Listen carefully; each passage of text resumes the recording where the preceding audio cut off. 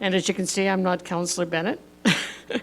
But Councillor Bennett was gracious enough to allow me to chair the PMP, as I only had one opportunity during my time as deputy mayor. And so we're going to go underway. Are there any added items? Seeing none, we'll move along to adoption of the agenda. Can I have a motion, please? Mijishka.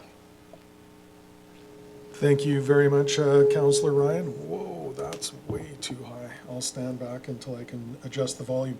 I move that we accept today's policy and priority meeting for Monday, July 5th, 2021, as presented. Thank you. And just a question for the legislative clerk. Do we need an amendment because of the chair being different on the top? Okay, thank you. I'll call the vote. All in favor? And that motion is carried. Thank you. Along to adoption of the previous minutes. Who would like to make a motion? Councillor Bennett. Oh, there I am. I move to accept the previous minutes of June 7th, 2021 Priorities and Policies Committee. Thank you. Are there any questions, comments, concerns? Seeing none, I'll call a vote. All in favor? And that motion is carried. Thank you. We'll move along to reports, and we have the operations/capital project monthly verbal update, and CEO Merritt. Okay, I'll ask Director Wagstaff to please give an update to council. Moments ago, I did just send an email, so you will have some follow-up you'll be able to take a look at. It is an update from last month's, and Highway 27 and 70th Ave. We have the AT approvals. They are complete. Contract signatures are in progress. Start date is expected middle of July. We are on track and on budget. 68th Street roundabout. Fortis has moved the power lines and the poles. Traffic accommodation signage has been set up on Highway 2A. Main contractors to start the middle of July. Again, on track and on budget. The Operations Center, there are a few odds and ends left to do. All intents, sakes and purposes, it is complete outside of a few small items that we're just wrapping up, as any major project would have at the end. And we are finding a couple of things as we move in that weren't part of the project. Just as you move in, you go, here's something we need to just slightly do. Things like boot mats, where those are going to be, where the bulletin boards and whiteboards are best situated. Those types of things when you move in that you wait to put things on the walls or around the corners, that type of work. The west side entrance and parking area will use a blend of dried stock of asphalt millings that we have, blended in with some of the millings that are freshly going to be taken off of the project along Highway 27 and 70th Avenue. And as I said, we're still finishing off a number of small items, but daily operations are occurring from the new operations center. We are cleaning up the old buildings, preparing them for disposal later this year. North Reservoir relining, the project is progressing very well. It's on schedule and on budget, so we look forward for that one being completed early in August.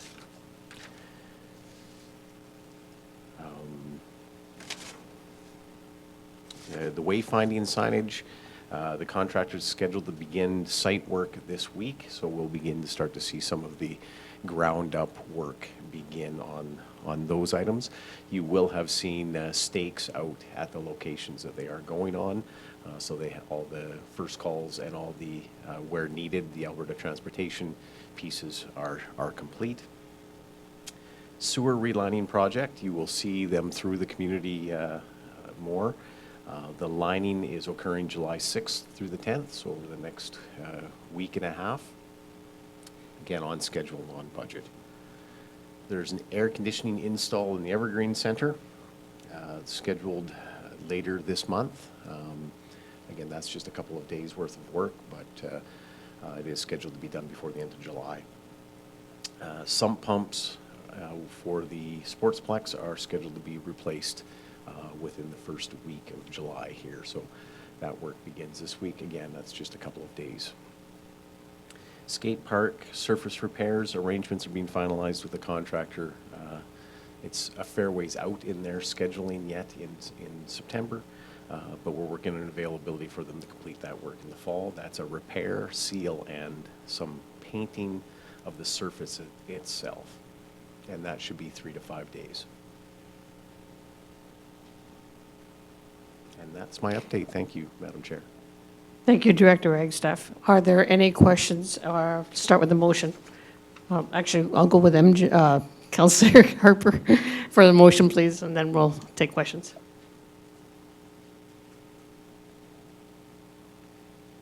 Thank you very much. I move that we accept the Operations Capital Project monthly report for information, and I do have a question. Go ahead.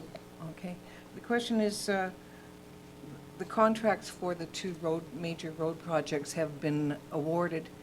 And then please refresh my memory as to who are the contractors that received those contracts.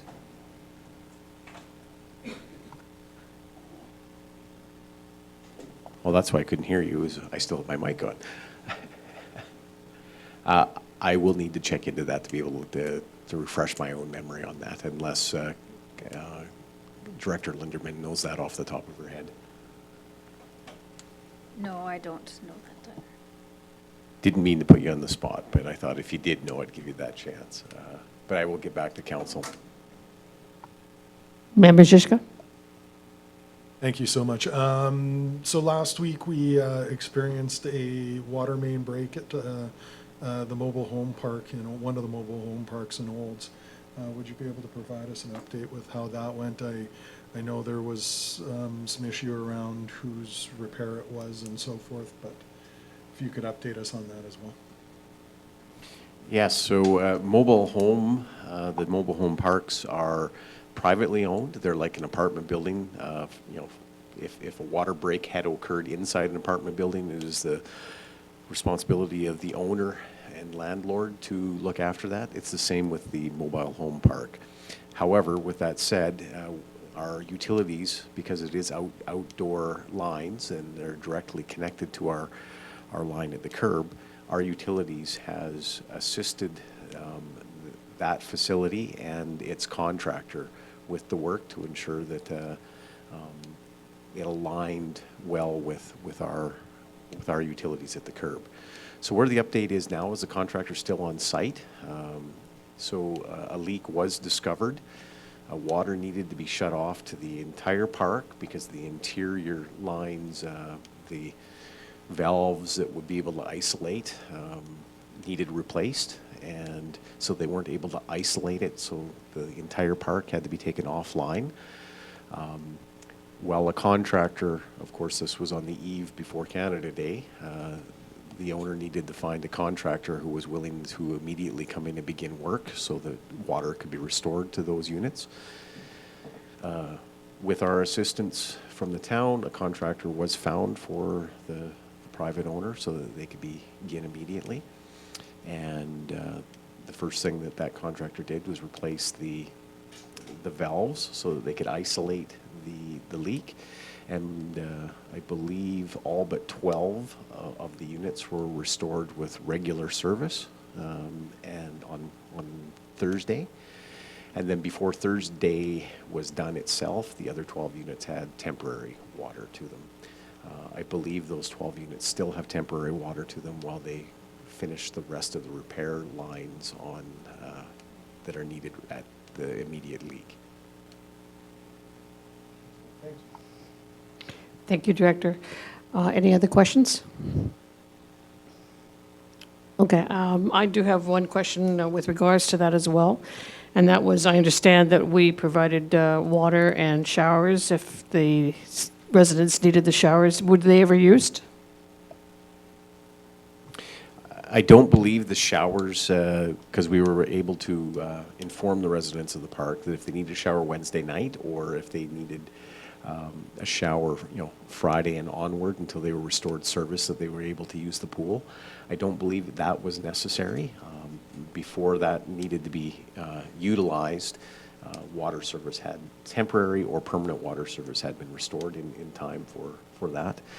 There was water delivered to each residence with instructions as well that if they needed more fresh water, potable water, that they were able to go get that from either droplets or the co-op, and then and they could be reimbursed for any extra that they needed. I also believe that the water was restored before any of that had to be utilized, but we had that plan in place. We wanted to make sure from the town's perspective with utilities, because we had shut the water off until the leak internally was fixed, that people in the heat wave had access to potable water. Well, thank you, Director, and kudos to you and your staff for doing that, because that's a tremendous thing to offer the residents in that area. It wasn't our line that went down, and I'm glad to see that we stepped up and helped those residents in that area. Does anybody else have any questions for any of the other items that were brought up? No, sorry, Councillor Thompson. Sorry, the air conditioning in the Evergreen Center, when was that going in? Again, because of the heat, that's an important item. It would be before the end of July. I believe it was the third week of July they had scheduled to come in, and that was based on the contractor's availability to come in and install. Thank you. Anybody else? Okay, I do have one question on the sewer relining. So, Director Wagstaff, can you tell us how that goes? I noticed one of the roads that I was traveling on the weekend was 51st, and I know that that's one of the roads that was earmarked for the relining. Can you tell us what kind of work is done to begin that project? Because it looked like the road was all torn up and going up people's lawns, and I just wanted to find out exactly what extent of people can expect. Well, that's site dependent, because some of the sites are going to require more above ground disturbance than others. So I can't emphasize more, it's site dependent. I will use one example. There's one location, and the landowners are well aware of this at this point, where there was a very mature hedge, significantly inside what needed to be unearthed in order to get at the relining and to get at the manholes to be able to access. So depending upon the site, it'll depend upon how much above ground disturbance there is. Okay, thank you very much. Well, we have no other questions. Sorry, Councillor Bennett. It probably is a comment, but I will ask, any chance of getting a quote on power washing that reservoir so it doesn't look so mangy? You're talking about a repaint of the North Reservoir? Well, if it needs repainting, fine, but I just wondered if we could do something with power washing at a minimum. I don't think that it's dirty. I do believe that it is a paint job, and that is not part of the scope of this current project in the budget. CEO. Yeah, I believe this was discussed before, and we can't do nothing with it until after the repairs are complete. After the repairs are complete, I do think we're looking at a painting, refreshing off that water reservoir at that point in time. But it cannot be done while we're still having construction on it. No, I understand, and I Yeah, appreciate but- the info. Thank Okay. you. Councillor Overwater. Thank you, Deputy Mayor Ryan. That's a good point to bring up, and maybe something that could be ran through the Public Art Advisory for some sort of mural to be painted on there so it looks, aesthetically pleasing versus just a hunk of concrete sticking up in the air. So maybe we can look at that in budget talks too. Thanks. You'll make a note of that, right, Director Wagstaff? Yes. Okay, any other questions? Councillor Blatz. Thank you, Deputy Mayor Ryan. This is totally going back to the wayfinding. I know we've discussed this in past, and just refresh my memory.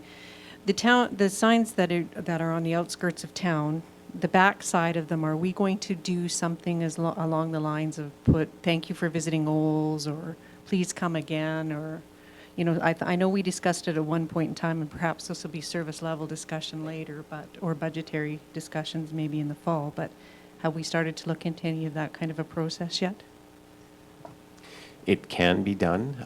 It's relatively inexpensive, but there hasn't been any work done on exactly what would go on the reverse side of those signs. Thank you for that. Thank you, Director Wagstaff. Just to follow up on that, would we have a discussion with regards to that at the next PMP or somewhere down the road? Are we looking at having a discussion with council about what we're putting on the back of that? Do I have a choice in answering when you said or somewhere down the road? Because that's the one I would choose. Okay, so no time soon. CAO Merritt. Definitely, we'll put it on the next PMP discussion in September. We may have an update on it before then. It's something we have looked into, and as Doug had given an update a few months ago. It is definitely something we can do. We just want to make sure we have the right messaging going on the various signs, but it's something we'll be able to give an update on. Great, thank you. Any other questions? Okay, we have a motion on the floor. I'll call a vote. All in favor? And that motion is carried. Thank you. We'll move along to presentations and delegations. We have 4A is Economic Development Secretariat, CEO Merritt. Thank you, Deputy. Larry Wright is going to do a presentation in regards to the Secretariat and basically where we're at with our tourism development strategy. So Mr. Wright is the chair of the Olds Economic Development Secretariat. So Mr. Wright, please make your way to the podium.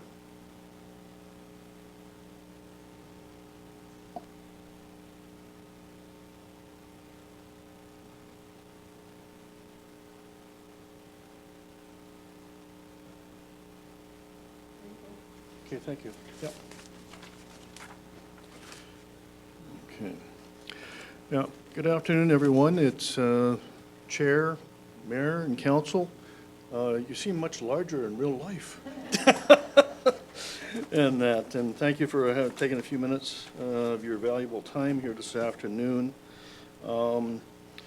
Behind the scenes for the last 6 or 7 months, we've been working very diligently with our Secretariat group and working towards tourism committees and BR and E&I. And recently we spent more time with the tourism strategy. Coming out of COVID, it's very apparent that our entire community is just ready to go. Whether it's a special event, sports, you name it. And we really want to get out in front of that as much as possible. We've actually even talked to a few people about Christmas, for God's sake. So anyway, we're just trying to get out in front of things. Anyway, why would we have a strategy? Well, I think Kelly's got everybody trained to think in strategic terms now, so we're just trying to follow through with that regards. Okay. How are we clicking this? Oops, I lost it there. I'm not trained. I'm used to Zoom.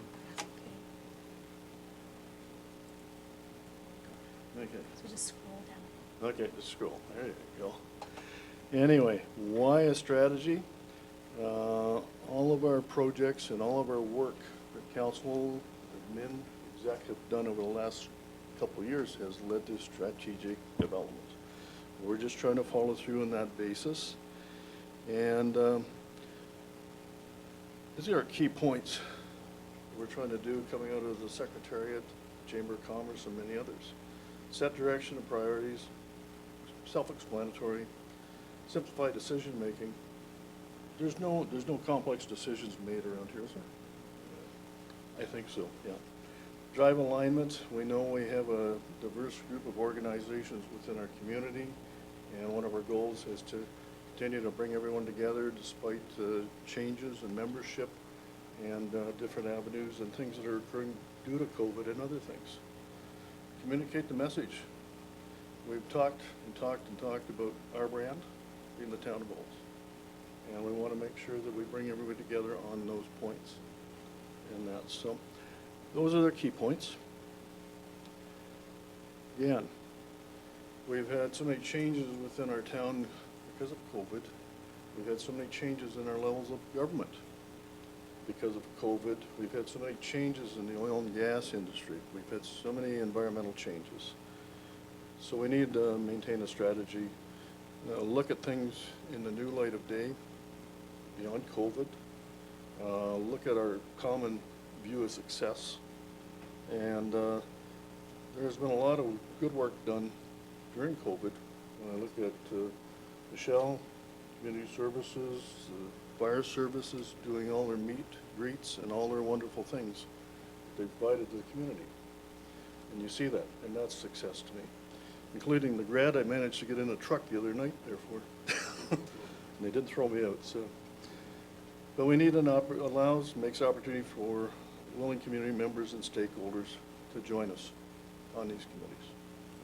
And that's the very basics. And what does that look like? Back when we were writing the straw dog, the Secretariat, we did an outline of definitions and items and actions. And so we could have great discussions within the Secretariat. And Director Wagstaff was part of those, and some of the other executive staff. And we had to anchor these things in definitions. And we have those in front of you today. And tourism is defined as the act and process of spending time away from home in pursuit of recreation, relaxation, entertainment, and leisure while making use of commercial provision of services. And we certainly would like to provide commercial services. Tourism overlaps other activities, interests, processes, including but not limited to business, conferences, sports, tournaments, competitions, environmental eco-tours, extreme adventure recreation, agricultural tourism, art and cultural festivals and celebrations, destination tourism. I'm not sure about casino, but anyway, we'll go with nature features and what we know, breweries. And I think the word art sort of just resonates with one of the comments from a couple of seconds ago maybe, but anyway, move right along. What does that look like for the town of Olds? The town of Olds wishes to continue to provide avenues for volunteers to contribute their time, talent, and treasury to initiatives that enhance the quality of life in Olds. And how are we going to do this? The Town of Olds Economic Development Secretariat was created in the summer of 2019. It consists of the Town of Olds Economic Development staff, including the Operational Services Department, Council, CEO Executive, along with members, Olds Institute for the Community, Regional Development, and Olds Chamber of Commerce, and Olds College. We would like to take this little moment to recognize Mark Johnson. He's Chamber of Past President and original member of our Secretariat. Now, I quietly say Mark sustained an injury recently and we're hoping he recovers rapidly. But we do want to recognize Mark with all his good efforts. And so what's the pyramid look like here? I think it's pretty simple. CEO is their guiding light on the top of the pyramid. Economic Development Secretariat is in that supporting role, and then Tourism Committee fits within the bottom in the next structure of the pyramid. If we had another slot in there, BRI&E would be also added to there eventually. Our mandate. Tourism Committee is responsible for facilitating the development of the local tourism economy through identifying strategic priorities. We've already hit those. Securing partnership funding, government, everyone, private. Fostering community brand identity, Town of Olds. Ensuring that there's a line between tourism-related objectives and activities of the Town of Olds, stakeholders, local and regional initiatives. And we really want to encourage the visitor experience in Olds. And I know when I'm talking to the Secretariat, they keep coming back to event, which Michelle well recognizes, but also the whole tourism accommodation, the meals, and everything else that goes along with that. That's the way we see it. Now, we took a little different process here. We considered as we got through the strategic goals and priorities and all that we would consider this as a project. So we're using basic project management principles. And so you'll see about 3 phases, proposed timelines. And that's why I wanted to come to council at this point in time, so you can see how this will run through till December, because it'll take time. It will take time. But also, when you're doing this as a project development, you have different bits and pieces. And if you've ever done construction work or other project development, you know the critical path is always obscure, gets in your way, and inevitably you get a COVID, you get an oil and gas, you get a fire, you get an event, and you have to change your process, timing, and gears. So that's why we tried to build a simplified process in 3 phases and identified each one with our timelines and our process before we come back to council for the final approvals at December, in that time frame. Just in time for Christmas. Anyway, we're going to ask our public at large to join, and we're looking for specific folks. In our straw dog that we wrote some time ago, we identified the public participation, level of membership in that, but also we need a couple of key town staff to run it. There's just, that's the way it has to be. We just don't have enough people to do everything. We're a little stretched for resources, so that's in the CAO's hands. Public members, we're looking for a really wonderful cross-section of people. Hotel accommodation, education, artisans, financial institutions, sports and entertainment, community groups, service clubs, digital telecommunication, business owners, operators, and for MJ developers. And that, gives you a question me on that one other time. And that, thank you. And economic development organizations. You look at the subgroups at the college and some of our other subgroups, whether they be Uptown, ORE, even the West Side groups that are different and unique unto themselves in that. You want to consider all of these folks and aspects to really have a strong committee across the board. Yeah, and again, we're just going back to the basics. Research, analyze, develop, and bring forward programs. Get to the business recommendations for the Secretariat. And we need everyone to work together, not be divergent groups in that. And we put in here that we need to do a self-evaluation process at the end of a term, end of a year, whatever fits best. We know that with the ups and downs of the economy, the ups and downs of changes of business, people, and groups, we really need to do that to keep resources together. So, yeah, our process will follow our normal town policies and procedures. We really would like some active recruiting. We're concerned right now that business coming out of COVID maybe doesn't have the time. But I think we need to make time and help them get there. I think that's really critical. And particularly food services, accommodation, fuel, grocery stores, all those key folks in the college. And the sooner we get going, the sooner we'll be ahead for the future. Thank you. We had about 20 people between all of our organizations, our internal staff, and everyone working this over a considerable amount of time. I hope it's fairly clear. We reduced it and cut it down a little bit, so thank you for your time today. Thank you, Mr. Wright. Appreciate the presentation. Are there any questions?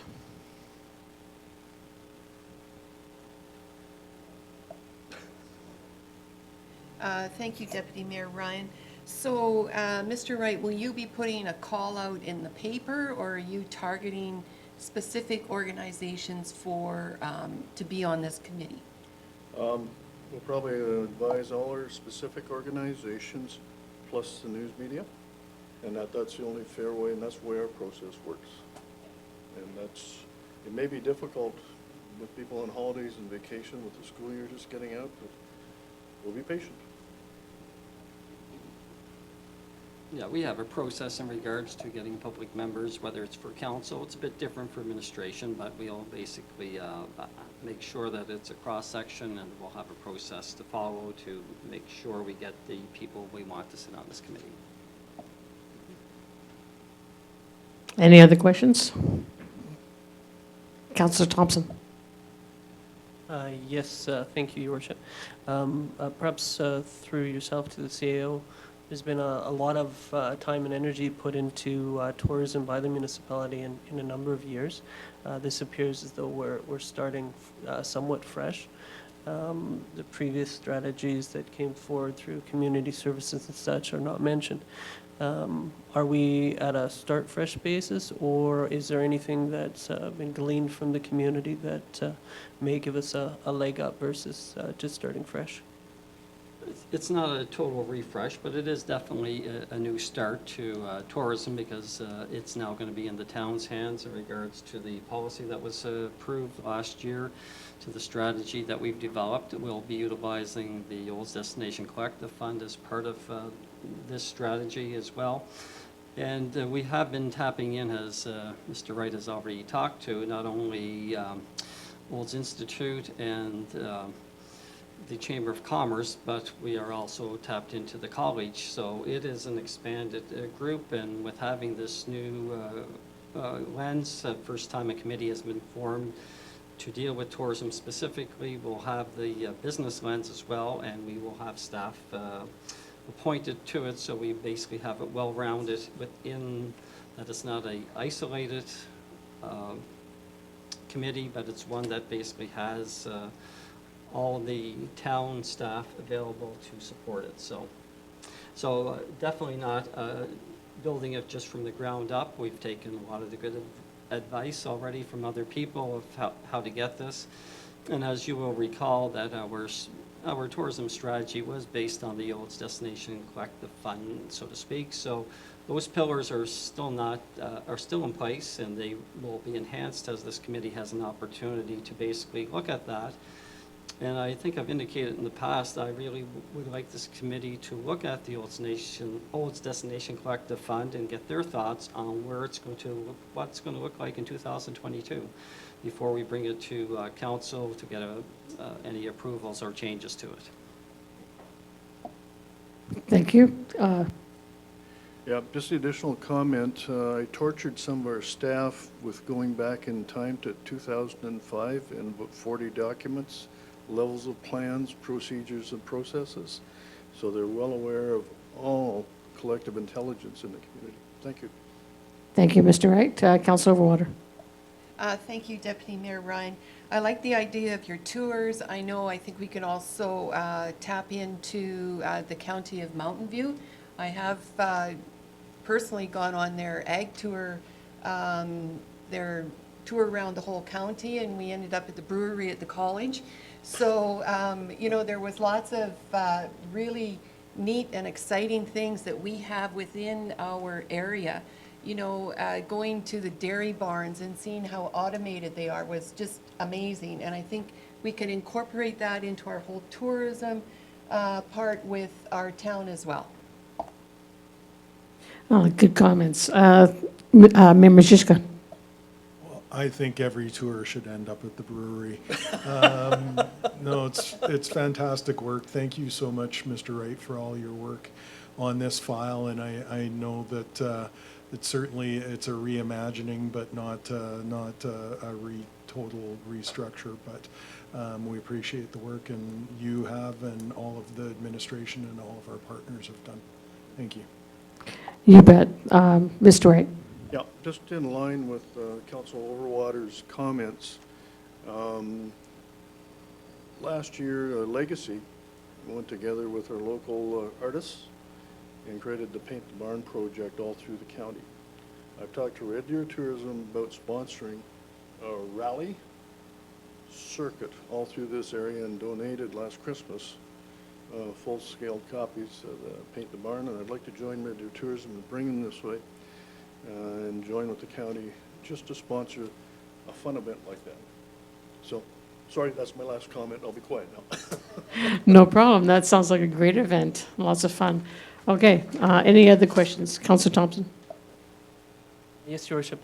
I think at our last report from the Economic Development Secretariat, there was going to be some work done to get some baseline statistics around businesses in the community, how they're impacted, and what COVID is like. I just wonder if Mr. Wright could provide an update on the work that's being done in that area.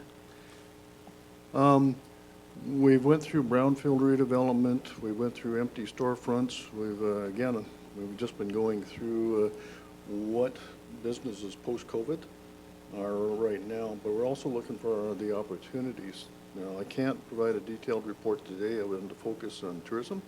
I'm more than happy to come back with that other information. Now, if you look through the strategy, though, we've also initiated, I'll just have to find the right page here, as part of our process and procedure,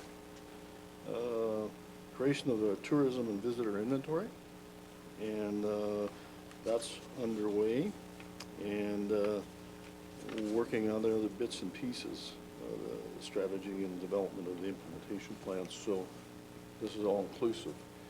Please keep in mind, though, parallel to this, we're doing a BRINE, which probably fits more in your question line, Councillor. Okay? Thank you. Sorry, CAO Merritt? Then Councillor Harper? Thank you, Deputy Mayor Ryan. In reference to, I'm glad you're bringing up the creation of a tourism visitor inventory, because I just wanted to make a clear understanding. It's not up the town of Olds to create the tourism opportunities, but to support those companies and those events that do create tourism visitor opportunities. So I just want, is that my clear understanding? Yes, Thank very close. Thank you. Thank you, and CAO. Yes, just to follow up on Councillor Thompson's comment in regards to business, specifically the COVID, we did that study a few months ago, and we presented to council in regards to how well businesses are perceiving they're doing, and a majority of them have come out of COVID in an okay situation, but a number of them were suffering either tremendously or crisis, so to speak. So our programs that we developed through COVID were really focused on getting money out, cash into the hands of those businesses that really were suffering. So our basically reopening program, the permitting, basically not having permitting fees charged, and especially for the restaurants and those that have the patios streamlined so they could get them up and running within days, let alone weeks or months. So we did tailor a lot of our programming around that business survey that we got to basically try to get money in the hands of the businesses as soon as possible, and so that'll be utilized too. And because I don't think COVID's going to end as far as in the next few months for the businesses that have suffered. They've lost revenue for a while, and we're going to have to basically be attentive to it, and hopefully through their secretariat, whether tourism or PRE, to basically give them the support they need, get the information in their hands that they can utilize to basically grow and thrive in this town. Thank you, Mr. Merritt. Any other questions? Okay, seeing none, can I get a motion on the floor? Councillor Blatz. Thank you, Deputy Mayor Ryan. I move that we accept Mr. Wright's tourism development report for information, and I thank you very much. I'm very impressed with this report, Larry. I think it's good. It's a good start, or a good continuation of the work already been done. You know, kudos to you and your staff.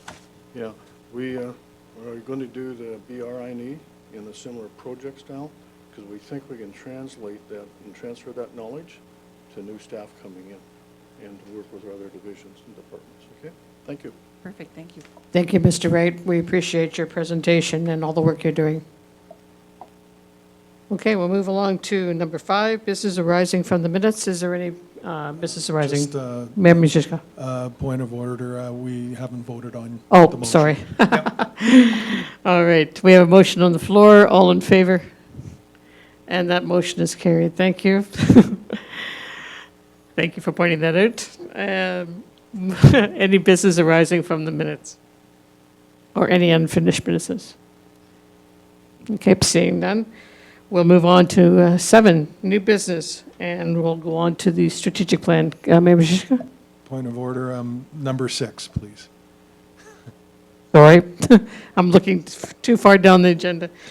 Bylaws. So, CEO Merritt, could you go ahead and start? Yes, thank you, Deputy Mayor, for the opportunity to deal with number 6. I know Mr. Christensen is here in the audience, who would be very disappointed if he could not speak to the items that were raised at the June Policy and Priorities meeting. So we did have a robust discussion at the June meeting. A number of things were resolved, but a number of items were still outstanding for Mr. Christensen to basically review and delve into. And since then, we basically looked at another item that in regards to electronic e-scooters, so to speak, and this has been raised in this latest edition of Eric's presentation. I'll ask Director Andrew if he has anything to say before we hand it off to Sergeant Christensen. Thank you. Yes, just a matter of trying to do some housekeeping work with our community standards bylaw. Inevitably, when we made changes previously with the chicken bylaw, or urban chickens, I should say, it just creates some gaps and questions about certain terminology and things that come across the board. So that's what our attempt is, to try to tighten the document up and create a more enforceable and easily accessible document. So with that, I'll turn it over to Sergeant Christensen. Thank you, Director Andrews. It's on.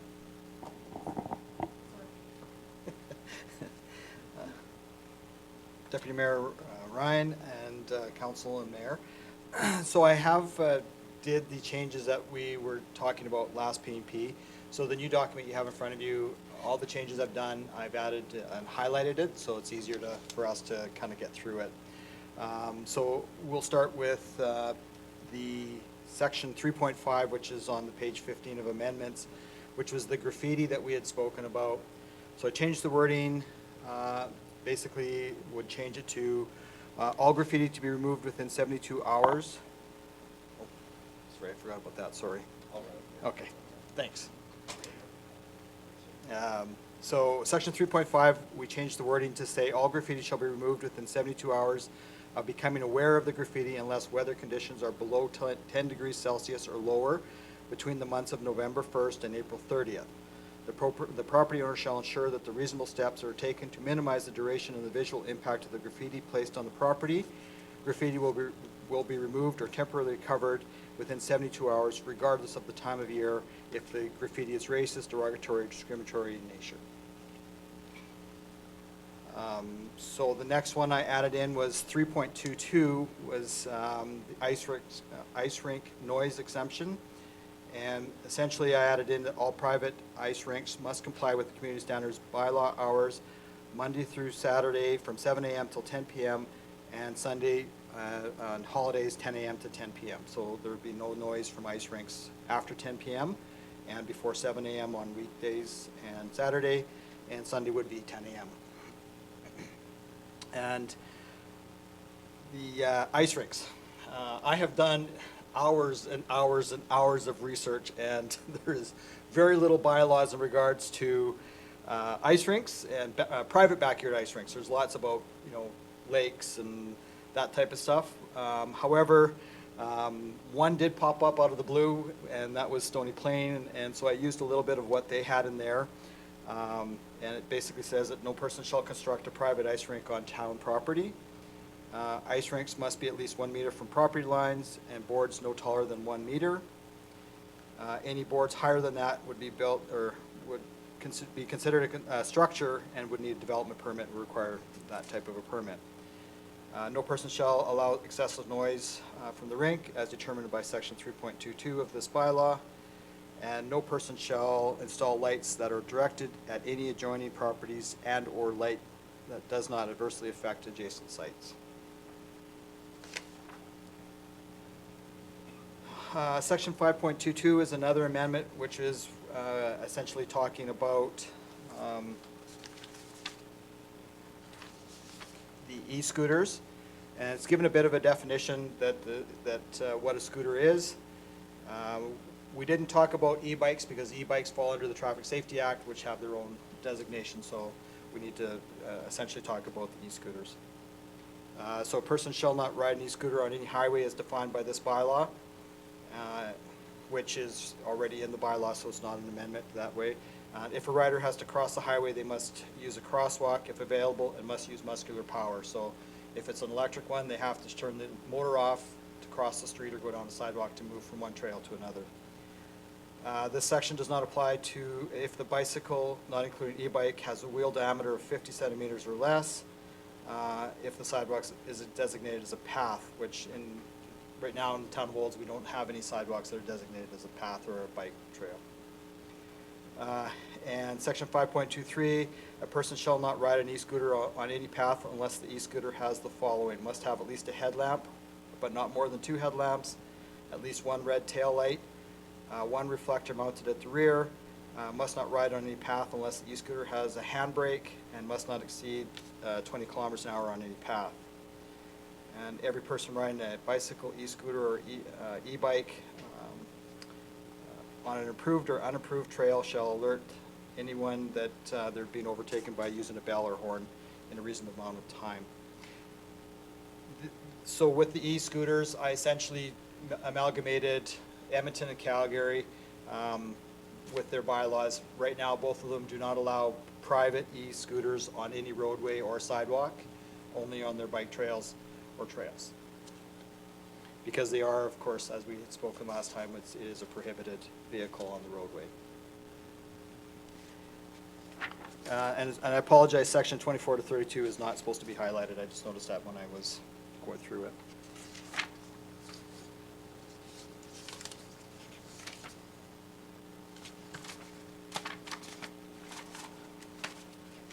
Other than that, everything else has stayed the same.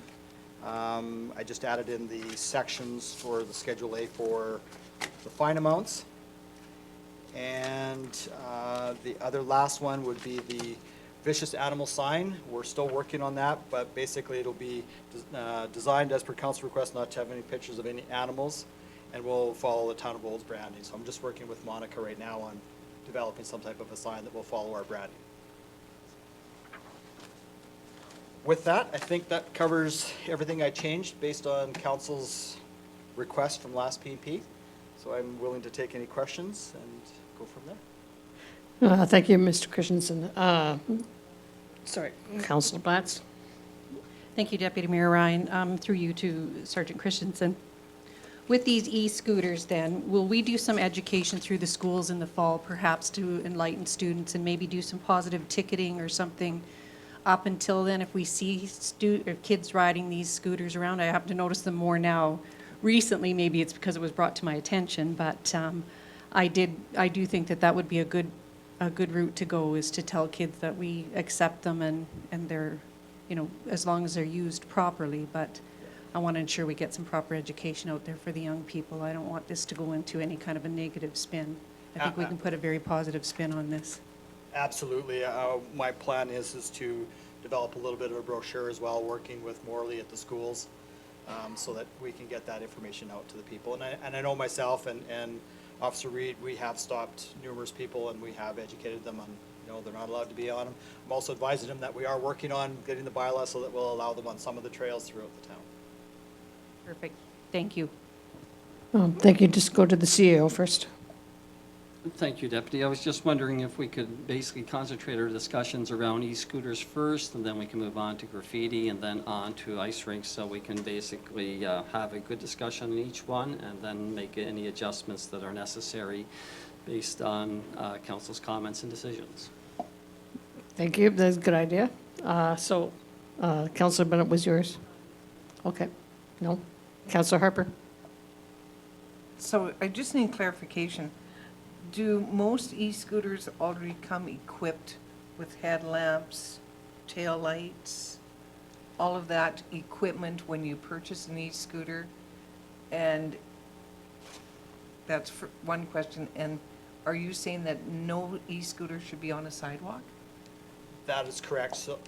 So through the chair to yourself, most e-scooters I've seen, and I've done some research on them, come with the headlights and taillights on them already. As for, sorry, what was the second question? Okay. It's with so- regards to sidewalks. I do know the Oh, question. okay, So yes. it's about sidewalks. So they're not allowed to be on any sidewalk in the town of Wolves. So how do they get from point A to point B? Muscular power. Because they are prohibited on the highways, they have to be pushed, or manually, they can't use the electric motors. Any other questions with regards to these scooters? Councilor Overwater? Thank you, Deputy Mayor Ryan. Well, I mean, okay, we did have an inquiry about an e-scooter, so where were they e-scootering around when we started the whole process about these e-scooters? Were they on the road? Were they on the crosswalk, on the sidewalk? Where was this person that now all of a sudden they can't be on the sidewalk or on the road? So the inquiry from the gentleman for the two children were on the trail by Imperial.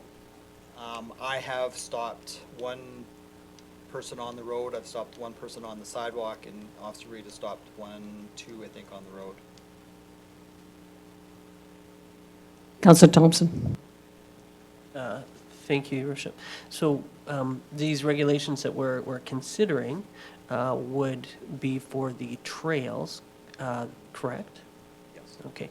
And currently, we have no areas in the community that are designated trails, according to this document, right? No, they're allowed on all trails, just not on any sidewalk, unless that sidewalk is deemed part of a bicycle trail. We don't have any sidewalks that are deemed part of a trail. So you look at Edmonton or Calgary where they have bike paths, they would be allowed on those if it's a bike path. Okay. So they're allowed anywhere other than a road or a sidewalk. Okay. So we do not have an extra step then to take in this conversation if this was to come forward. So the issue is because they are prohibited, there's no insurance or registration on them, and if someone gets hit, then we have an issue if they're on the highway or on a roadway. Thank you. Councilor Harper? Oh, just a clarification. So one of our cities, Edmonton or Calgary, I'm not sure which, does allow e-scooters on sidewalks? And the other one does not? Yeah, so I can't remember which one's which. One allows them on the roads and one allows them on the sidewalk. The issue with both of those is that they have a provincial exemption that they have to be rented units. And in fact, Red Deer's looking at the same thing right now of having that same company come in, and they have special liability insurance, all that kind of stuff, and they get an exemption from the government, from the provincial government, to allow them on the roads or the sidewalks. Director Andrew? Thank you. Yeah, the one issue that we struggled with on this was the fact that the e-scooters are labeled the same as a golf cart or mini bikes, which were the mini motorcycles, and so all of them being prohibited on roadways really puts us up. You would think that the scooter on a sidewalk should be safe and fine, but because they're classified the same, it doesn't allow us that independence to pick and choose which one we follow. So there have been comments in different municipalities saying, well, nobody has any bylaw against you riding them on a road, when in fact it's actually that the municipality doesn't have the enforcement on the roadways with their program, being bylaw officers only as opposed to municipal enforcement. So there are mixed messages and stories coming from different locations on how these are applied and the rules governing them. And because they are relatively new and starting to pop up, you know, there is some definite hiccups in this. And so we hope to at least establish a baseline to say, yes, we are welcoming and want them involved in our community with some basic guidelines. And then, as Sergeant Christensen indicated, that if we look to designate sidewalks as part of our trail system, we want to make sure that we can incorporate that into the CSB so that it's all above board and clearly identified through mapping and public education as you requested through schools and or, you know, the trail system or social media, et cetera. The other thing I'd just like to add to that is both Edmonton and Calgary, in order to use one of those e-scooters, you have to be over the age of 18. So they don't allow children on them unless they're on the trailways. Then they can have their designation as using their private e-scooters. Other than that, it's only rented ones. And in fact, I spoke with Red Deer, and they're actually doing the same bylaw as we speak, but going with the same process as Edmonton and Calgary with rented scooters and allowing them on the trailways. Councillor Bennett, did you have your hand? Okay. Before I get to Councillor Harper, I'm just going to make a comment, and as well as Councillor Thompson. Okay, so I do have a problem with this whole thing, and that is the fact that we're targeting e-scooters, but there's a lot of other items that people are riding that are not just e-scooters, that are electric. So we have those little hoverboard type things. I saw 2 little girls on the sidewalk on them just today. My neighbor has a Segway that he drives up and down the trail. Now, you know, what are we going to do? Start regulating every single little thing in this town? It just seems like we're getting a little bit overboard. I think we should be tabling this until we get an idea from maybe provincial guidelines or something, or other communities, and seeing what they're doing. I don't have a problem with the scooters on the sidewalks and the trails. I don't want them on the road because they don't seem that there's much protection for them, and there's you know, cars and motorcycles that can endanger their lives. But on a sidewalk, I don't see kids wanting to muscle power their little e-scooter over to the trail system to ride it. It just seems ridiculous to me, and I just think that we need to be able to say, you can go on the sidewalk to the trail and go ahead, but you can't go on the roadway. That's my comment. Councillor Harper first, and then Councillor Thompson. So what I was going to suggest, I do agree that we need to use some common sense here. We can't over-regulate people so much that we're always referring to a bylaw. I do appreciate the work that's put into this, but we're going to have to get to the point where we're going to have to look at our sidewalk system and say, those are part of our trail system, because it just does not make sense to have a 12-year-old kid pick up an e-scooter or push it down 5 blocks to get to a path. In East Olds, you don't have many paths. We're on sidewalks. So, you know, I understand the reason behind this, but, you know, we need to go one step further before we pass this bylaw.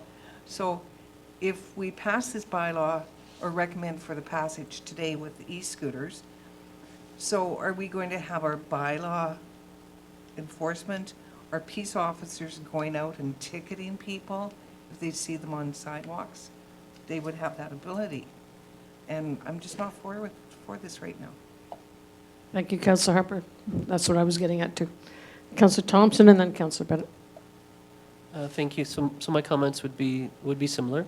I would suggest that when this initially came forward, it was we wanted to be able to enable people to use them in a way that was responsible, and so I would encourage us to take this just a step further as well, to afford people the opportunity to use different types of transportation in the community in a safe way, without creating a situation where we have to police it a whole bunch more.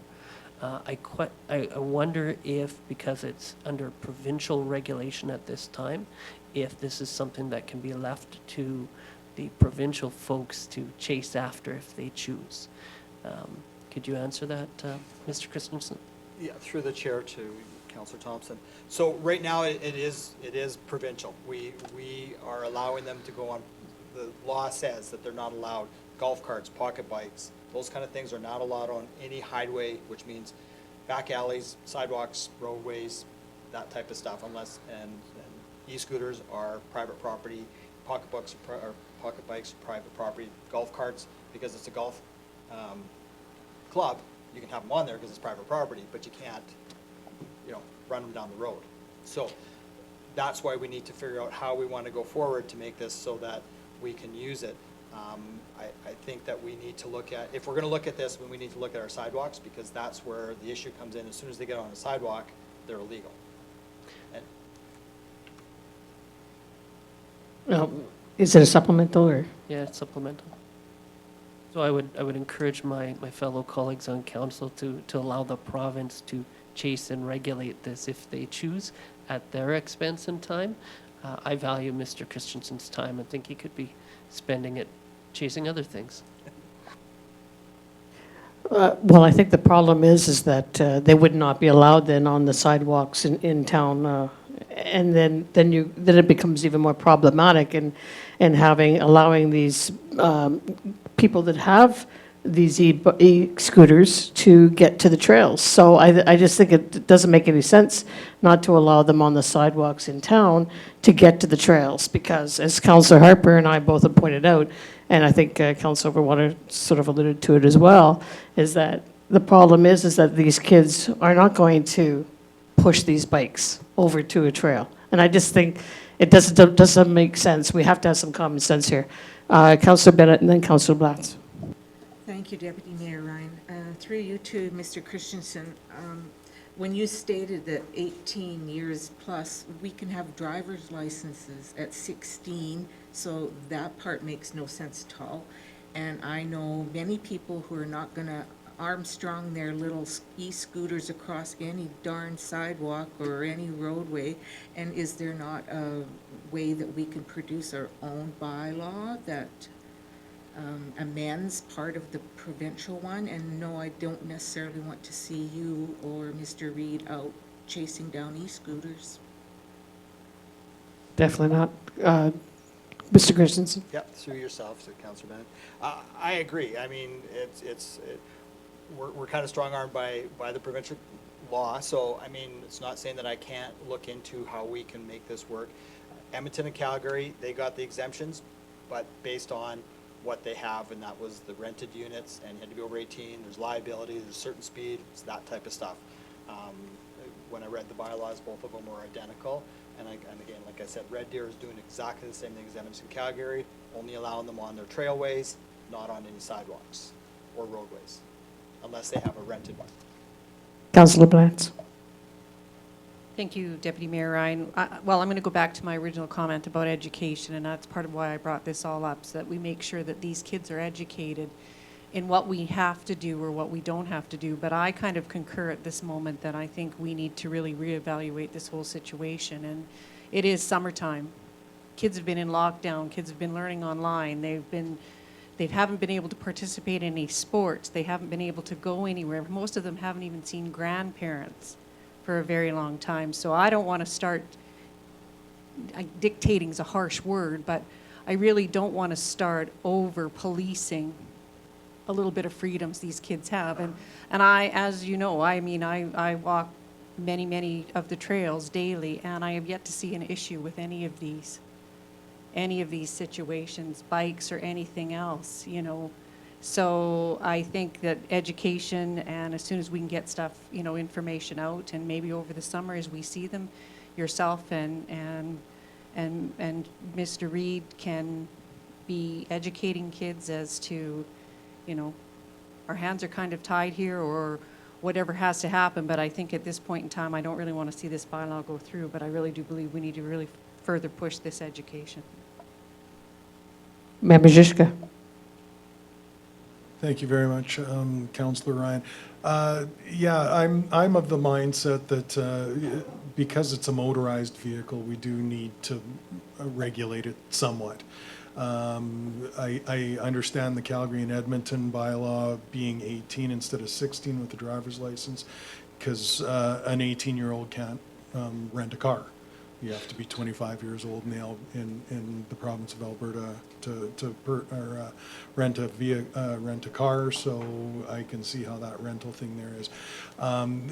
If it would be possible for individuals to get insurance on these things, then that may alleviate it. Maybe that needs to be the standard, and then we allow them on the sidewalks as well as the trail system, or we designate our sidewalks as trail system, or however we get to do that. But yeah, I don't want to take away fun for the kids and activities and outdoor activities, but at the same time, being a motorized vehicle, I think we wouldn't be doing our job if we didn't regulate them somehow, some way. I just have a quick question. Sergeant Christensen, if we designate our sidewalks as trails, would that get around this problem? That I would have to speak with administration. I'm not sure. I'd have to look into that. Okay, thank you. Councillor Bennett? I'm curious what the speed is on these. Are they like turbocharged, that the province is sort of afraid of them hitting people, I guess, or animals or something, yes? Well, so again, it comes down to, because they're a motorized vehicle, they can't be insured or registered. So there's a liability issue. There's a doctor that rides his up 57th, and he probably is doing about 50K. Yeah. I've never been able to get him on radar because I've always not been in my vehicle when he went by me, but I know he was actually passing traffic, so. Oh, okay, well, good to know, thank you. So. Director Andrew? Yeah, the one thing I would like to just mention in this is that actually the creation or the modification of this bylaw is actually speaking towards allowing the e-scooters on our trail system, which currently has no mention.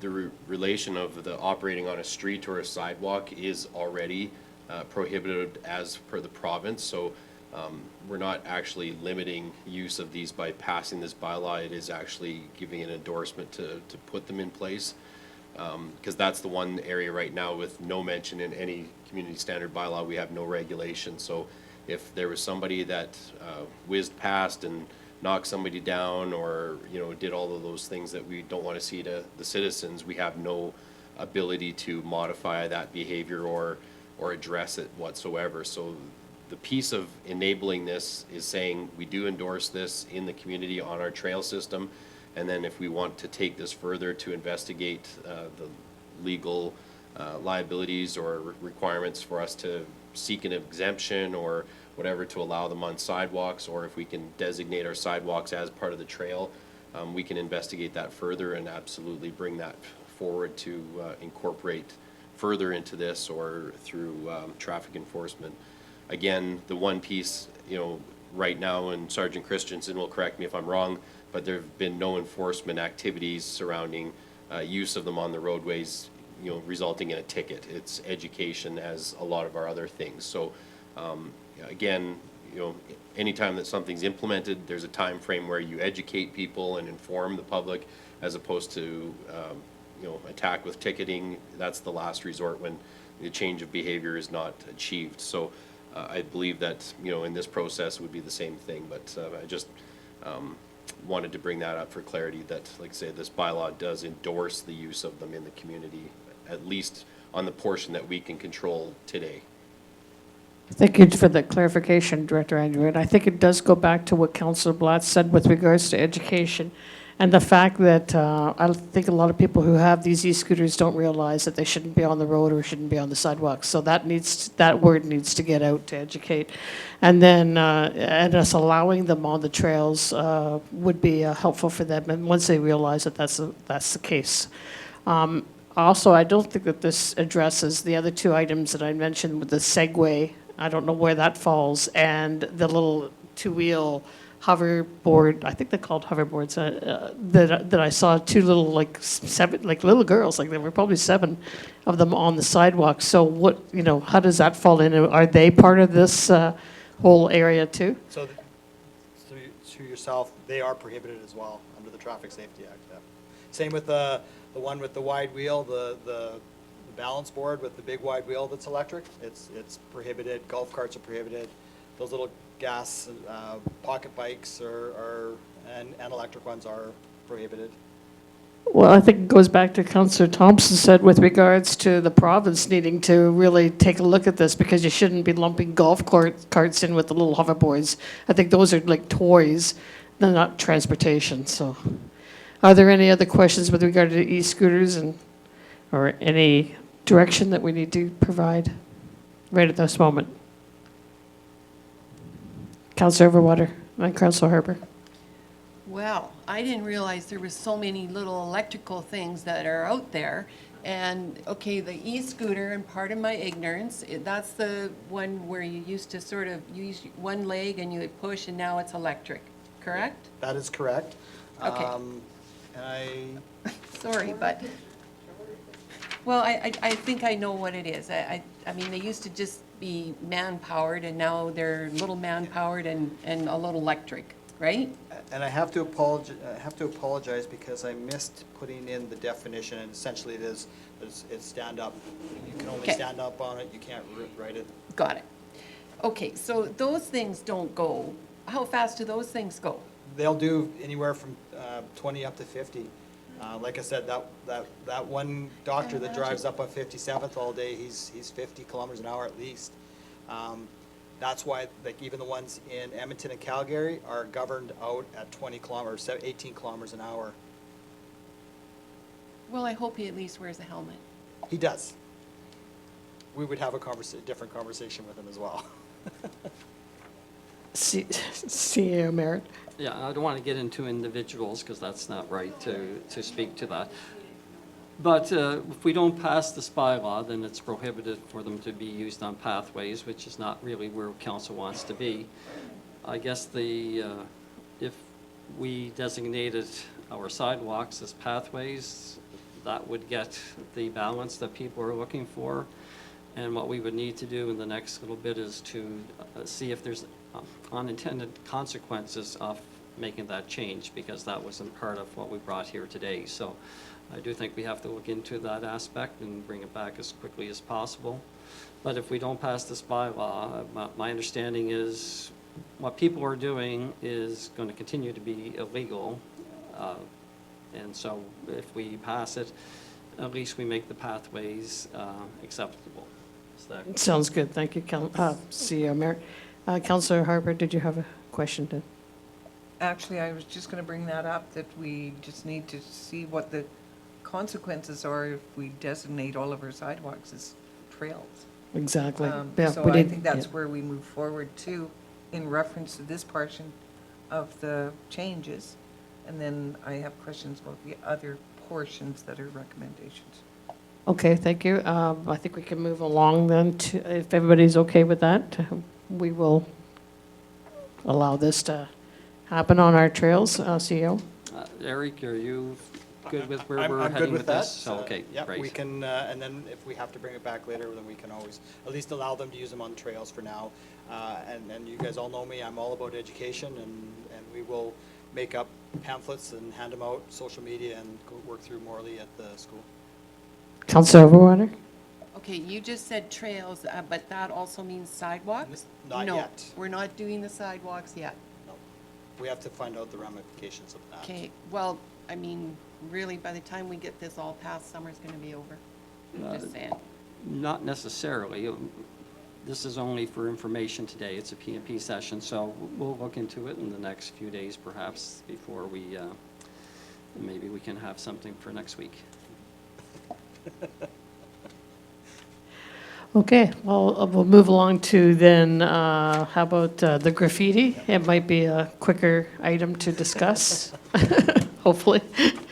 Are there any questions with regards to the change for the graffiti?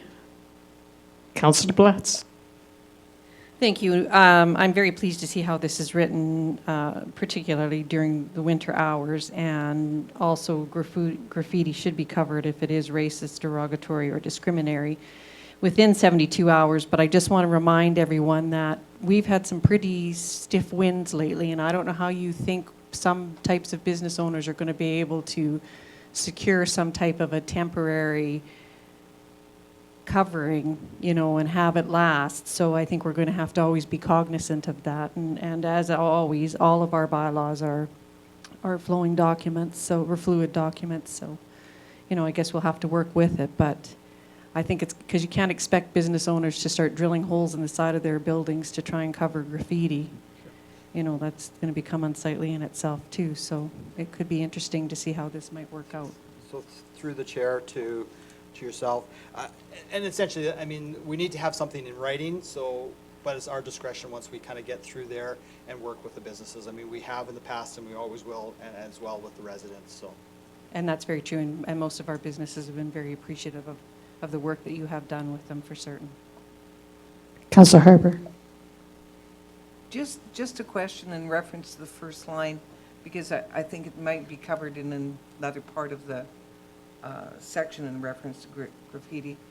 You say all graffiti shall be removed within 72 hours. By who? By who? It's by the property owner. Does it say that somewhere I else? believe it says it in the definitions. I'd have to look Okay, off thank the you. top of my I head. just wanted to make sure. Thank you. Good pointing that out, because I was going to say that too.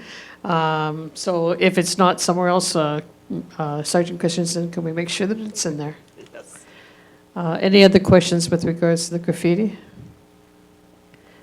Okay, I did have a concern as well with what Councillor Blatz brought up in the same light. So, you know, we say will, that might be a little harsh word, or maybe we should be saying should, and that would give a leeway at all? No, Because of the fact that maybe, again, high winds, bad weather, other things could prevent that from happening. So if we say will, then we're saying you have to do it, and or do you think that that's a flexible enough word? to yourself, I believe that would need to say will, because should means that, well, maybe you can do it, maybe you won't do it. It's, the should is we need to have it as will. All right. Councillor Overwater? Thank you, Deputy Mayor Ryan. I believe it's correct there where, because we're talking about racist, derogatory, discriminatory. I want that as will, you will cover that up basically immediately. Because I think the other stuff we can deal with, but that needs to be covered. I think it has to be covered. I agree with that. My concern was the same as Councillor Blatz, in the fact that, you know, if you have, how are you going to do it if it's in the dead of winter at -40 and you have high winds, and how would they cover that up, especially if it was up high or something? You know, tarps are just not going to cut it in that case. You might not be able to do that within 72 hours. And we could have a different bylaw enforcement officer out there who might be a little hard-nosed and say, okay, well, you're getting a ticket. You know, rather than being like our officers are and working with people. So something further down the line, somebody could interpret it differently. That's all I'm saying. Councillor Harper? Thank you very much. I believe that our community standards bylaw is once again, common sense needs to prevail. We do have words in this document that says will or should, but always common sense should prevail, both with our citizens and our staff. So I am with Councillor Overwater on this. If it's something in those areas of racist, derogatory, or discriminatory, we want it removed or covered up within 72 hours. We know our Alberta weather changes. It could be 40 below one day and 40 above the next day. We could have Chinook winds, and then we could have dead calm. So we have to work with that and use common sense. Yep, thank you, Councillor Harper. I'm just saying some people don't have that. Director Andrew?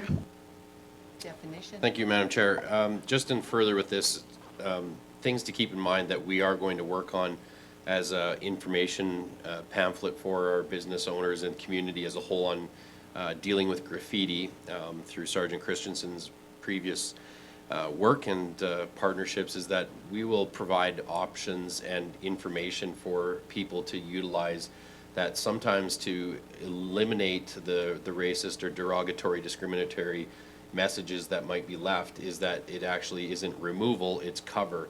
So simply a small amount of extra paint can cover up an image or words that now is not one of those three.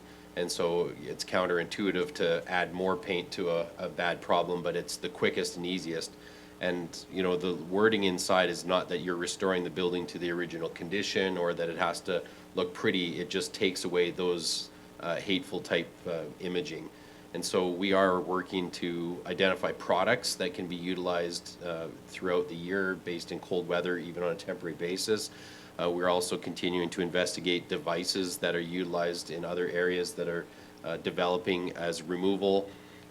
One such device is an aerated device that shoots dry ice pellets and will remove paint and substances without doing further damage. And so we're investigating that. It takes a little time to look at costing and then look at partnerships potentially where maybe there's partnership through the community, through maybe the chamber or something like that, where a device can be purchased locally to be utilized by people or rented out, or any kind of a partnership that we could create where there's mutual benefits and minimizing cost and disruption to everybody. So those are the pieces that are taking time that go further than this, but at least if we have a clear definition in our bylaw to address the immediate concern with education and intent of good nature of dealing with these situations, I think we're going to win, because again, there's always the what ifs, but if we take a hard line in our bylaw, it makes it very difficult for our enforcement officers to make exceptions and work with people. But if there's intent, that carries a long way with any of our enforcement type activities. Is if you show a demonstrated desire to comply, we will give you all of the efforts and, you know, courtesies and common sense that will apply to that. Thank you, Director Andrew, and that was common sense. All right, any other questions? Okay, seeing none, we'll move on to the ice rinks. Councillor Bennett first. Well, I wholeheartedly agree that we need outdoor rinks, especially COVID certainly proved that. But most communities have at least one rink that is maintained and has lights. So one of our citizens nicely suggested that in the newspaper and wondered, of course, that's probably a service level review question. However, I think that it's something that we should be discussing. Well, thank you. Mayor Majishka? Thank you very much, Councillor Ryan. Yeah, I very much agree with Councillor Bennett. It's probably high time that we provide that service on a regular basis, and everybody can count on it, knowing year to year what we're going to do. So it's definitely a service level and a budgetary thing that we need to discuss. We appreciate the fire department springing to action last year with COVID and everything, and putting out some temporary things, but should maybe look at proper lighting and proper boards and things like that. As far as the proposed changes to the community standards bylaw, I certainly appreciate the effort that you put in, Sergeant Christensen, and I would wholeheartedly back the definitions of hours. But that would probably be the end of my support for any more regulations with regards to backdoor rinks, personal backyard rinks. So I'm happy to keep in the hours of noise and scrap the rest. But that's my personal opinion, and that's probably the way I'll vote when it comes to a regular council meeting. Thank you. Director Wagstaff, you had your finger up there. I did. It's not in relation to the CSP, but in relation to the comment about the lights in the parks. That is a service level piece for council. To this point in time, our service level within the parks has been that lighting was to be guiding lights for reference points, and that park use was dawn till dusk, and we weren't lighting the pathways. We were just providing reference points that would get you from one light to the next. So that would be an adjustment in service level, of course, with the cost of putting lighting throughout the network. Thank you. I'm not sure what that had to do with the outdoor rink. I think Councillor Bennett was referring to a letter that referenced lighting both on the rinks and in the parks. Okay. Did you want to respond to that, Councillor Bennett, or should I go on to Councillor Harper and then? I would like to respond. I understand what you're saying, but I think it's high time, it's 2021, that we discuss this. Of course, it's service level review and budgetary items, but when most communities have lighted and sometimes attended outdoor rinks for use, we are behind the times, and we need to get up to speed. Thank you, Councillor Harper. Or CEO Merritt. Yeah, I'd be more than happy with Director Linderman to bring back a business case, what a expanded rink would look like. We were proposing a number for this year, but the basics, so absolutely will cost at what one would be, and then you can extrapolate that by the number. Councillor Harper. Thank you very much. I will just refer to the recommended amendments for outdoor backyard rinks. So I'm going to go back to common sense. So it says that any boards higher than 1.0 meters, which is 39 inches, a sheet of plywood is 4 feet by 8 feet. It doesn't make sense to have somebody buy a 4 by 8 sheet of plywood and have to cut it to 39 inches. Let's use some common sense here and either go 2 feet or 4 feet, whatever that converts to in metric. That's all I'm saying. And I do agree that it's time that we looked at one more outdoor rink that has the boards on it. I don't necessarily say that we have to have it lit. Kids use it in the dark. Councillor Overwater. Thank you, Deputy Mayor Ryan. Yes, the time schedule I can probably live with. I hope the complainant can live with that as well. I mean, that's why it's here, is because we did have a huge complaint and an issue regarding the noise. And the noise is really what the problem was. It wasn't having a backyard rink. It was just the noise of pounding the puck against the ice to the board. And I am against anybody infringing on my own piece of quality of life. And I believe that's something that we all need to take into consideration, is that your little house that you have with your yard is your quality of life. And if somebody's infringing on that, then somehow we have to be able to enforce it. So you've got something here with the timeline saying that you're going to enforce that. So that's fine. I am in favor of us doing a service level review of having, I think we should have 2 outdoor rinks that are lit, one on the north side and one on the south side for sure. I think that's very important. As we found out, everybody really likes to have those outdoor rinks, and thank you to the fire department for trying to get us 8. But anyways, I think if we could put that in the service level review as part of our recreation, I think that's very important. We want kids outside playing. We don't want them sitting there with moving their fingers. Their fingers are in very good shape. That's what's in shape with a lot of kids. So I can go with the time slot. You have provisions for noise. So as Councillor Harper said, you either got to make it 2 feet or 4 feet. You can't do 39. That just does not make sense. Thank you. Mayor Majewska. Thank you very much, and I agree maybe we should be looking at two, one in the north, one in the south. I think if the residents of Olds could count on one or two town-funded outdoor public rinks, then it may alleviate a bit of this backdoor rink. Maybe people won't feel it is hugely necessary to be in their back yard and disturbing the neighbors, whereas if, you know, we pick Centennial Park or a couple of the other parks where there's typically noise with children at play anyway, those residents that border that are already accustomed to it in the summer, then that'll alleviate some of these backdoor rinks, and people won't be in a big rush to make their own in their own backyard. Thank you. Councillor Batts. Thank you, Deputy Mayor Ryan.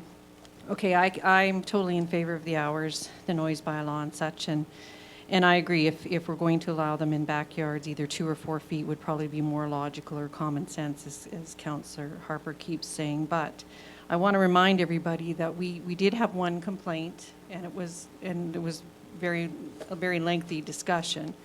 But I've also had several residents who have complimented the fact that people are getting outside and doing things and enjoying the noise, and you know, they were in the same neighborhood, and they were all very, very happy and pleased with it, and it was a lot of children participated. So I think that I would be okay with this if we did either 2 or 4 feet, and I also concur that I would like to see us look at definitely an outdoor rink, that, or at least 2. Would that have lights? And I agree, Centennial Park's an ideal location. So, and it could be during these same hours as well, lit during, you know, or lit in winter months until 10 p.m. Thank you, Councillor Batts. Councillor Thompson. Thank you, Councillor Ryan. I concur with most things. I think common sense would say it's 4 feet. 2 feet isn't quite large enough, and we live half the year in the dark. It would be nice for people to be able to skate in the light, and let's make sure if we add more rinks, we add lighting and do it properly. Thank you, Councillor Thompson. I agree. We need to have lights. Don't want to be skating into the dark. All right. Any other comments or questions for Sergeant Christensen? Councillor Overwater. Well, I thank you, Deputy Mayor Ryan. I think we sort of need to come to some sort of consensus for Sergeant Christensen. Is it 2 feet or 4 feet? Do we want to get rid of some other things in here? We need to give some sort of direction as to what we're saying. So I'm fine with the hours of operation, but we need to come to some sort of, what would we like to see, 2 feet or 4 feet? I know we're not making a decision today. However, it would be good to have some sort of, you know, definition or something for Sergeant Christensen. Well, thank you. Actually, I don't know why we're quibbling over the 2 feet or 4 feet, because it says any boards higher than the 1 meter. So that doesn't say you have to build at 1 meter. It's saying anything higher it would be considered a development permit. So we're not telling people how big to develop it. So if we want to make it 4 feet, then we would just change it from the 1 meter to the whatever 4 feet is, 1.5, not even 90. So I guess maybe we should go around the table and go through each one and see what people think, and then we can give Sergeant Christensen an idea of what to bring back for council for the bylaw, and we wouldn't have to have as heavy a discussion then. So let's talk about hours. Is there anybody opposed maybe to the hours that Sergeant Christensen have? Okay, everything's good for the hours. On town, constructing a private rink on town property, that's just a no-brainer if you ask me. But is anybody opposed to that idea? Okay. Rinks must be at least 1 meter from the property lines, and no boards no taller than 1 meter. So this is where we come in with the 1 meter at this point, with the height of the boards. Councillor Blatz. Thank you, Deputy Mayor Ryan. I agree. it's 39 inches is 1 meter, and anything above that. But bear in mind, if we're going to stick it at 1 meter, they're going to have to come back and get a development permit, which is going to be a cost, plus the cost of lumber. And we all know right now, the cost of lumber is not exactly cheap. So I would rather stick to 2 or 4 feet and leave it at that, because I don't want to see any more additional costs to our taxpayers for them allowing their children to have fun in the backyard. That's just my 4 feet worth. Councillor Overwater. I think we need to decide, is it 4 feet? Are we liking 4 feet, or are we liking 2 feet? Not 2 or 4. It's up to 4 feet, and after that, then you have to have a building permit, because that's when the cost comes in. Because let's face it, nobody's gonna come along and cut the 4 by 8 down to 39 inches. That'd be enough to send you. So I'm thinking we either gotta go 4, up to 4 feet, and after that, then you need a building permit. Okay, anybody else with regards to that? Again, I'm saying to you guys that it's up to 1 meter, and then somebody can build it at 36 inches if they wanted to, right? So we're saying something over the 1 meter. We're not telling people you have to cut it at 1 meter. We're saying up to the 1 meter. But we're saying up to 4 feet. 4 feet is pretty tall. That's pretty tall. And we had people complaining about the pucks going on the boards. 4 feet is pretty tall. CEO Merritt. I have to agree with Councillor Overwater. We have to decide, because a meter is 3 feet, 3 inches, so it's another 9 inches more. And if it's in fact the sheet of plywood is 4 feet, then that would be the reasonable number to utilize, saying that's the standard measurement for these types of boards. Because it's 9 inches, that's the big difference between Right, those two. so do we want it at 2 feet, or do we want 4 feet? And the problem was, with the complaint, was the big slap shot. And if you have it less than 4 feet, or 3 feet, I guess, you're probably not gonna get the big slap shot, because the big slap shot goes wherever. It's not directed low towards the net. So if you had it at 2 feet, that's the height, you can't go any higher, that's it. We need to make a decision on that. Mayor Majewski, I'm going to ask you your expert opinion, being a hockey player. What is the slap shot? Well, you're the only one who's playing hockey here at this Yeah, point. well, 4 feet is the height of the net, or 5 feet's the height of the net. So 4-foot boards is typically, there's always a screen or glass behind, above the 4-foot board, or the 4-foot board. I'm of the mind not to regulate that. I don't want to see a whole bunch of regulations, period. That was never ever my intent. I think if you want to build an outdoor rink, as long as it's decent looking, it's not a huge eyesore, they should be able to make the boards as high as they want. But then we get into the development permit aspect of it. So if we regulate it to 4 feet, which is, again, Councillor Harper's common sense thing, which a piece of plywood is 4 feet wide. So I would be happy with 4 feet and not having to take out a development permit for outdoor rink boards only. Anything else that's built over what is it, 1 meter, then you need a development permit. So any other structure, then they need a development permit. Councillor Overwater. Thank you, Deputy Mayor Ryan. Again, I'm okay with the noise, and you know what? I think the reason why we had the complaint that we had this past year was more to do with COVID in the whole scheme of things, because hockey wasn't being allowed, and there were more semi-professionals, I guess you would say, home practicing. So, I mean, I guess we could just leave it with the hours, and then at the end of the day, next year, take a look at it again, see where we're at with that, and not have a restriction on the height of the board. Well, I'm good with that. I didn't want to have the height restriction on the boards. I think that the only thing we need to really do is the hours that we talked about and the lights, because I don't think we should have lights going and tilting them into people's property. I don't think they would anyway, but at least it would be there.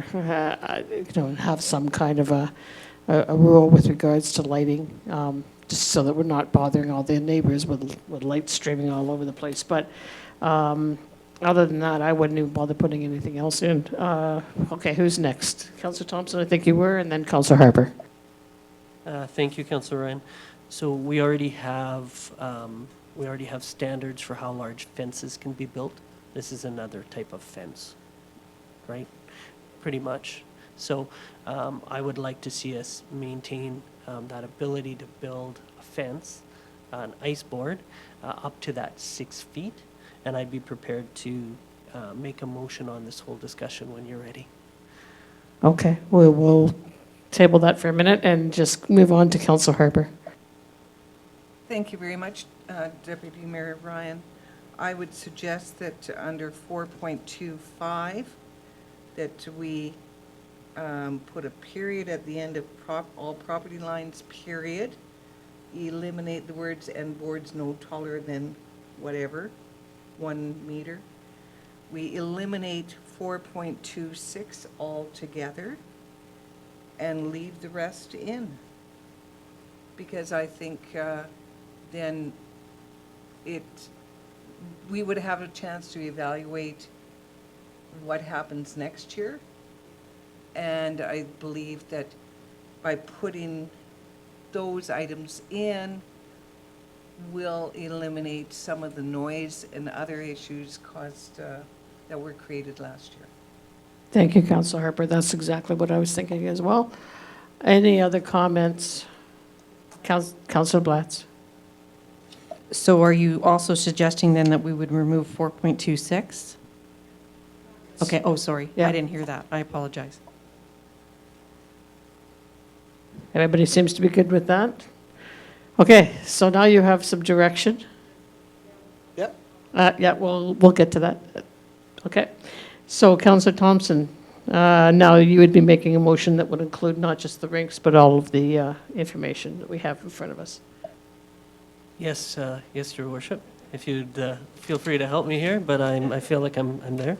I would like to move that we accept a bylaw 2021-09 CSB 2018-05 amendment as information and direct administration to bring back the amendment to a future council meeting with further information regarding the use of scooters on, e-scooters on sidewalks, allowing rink boards to be built to the height of 6 feet, removing 4.26.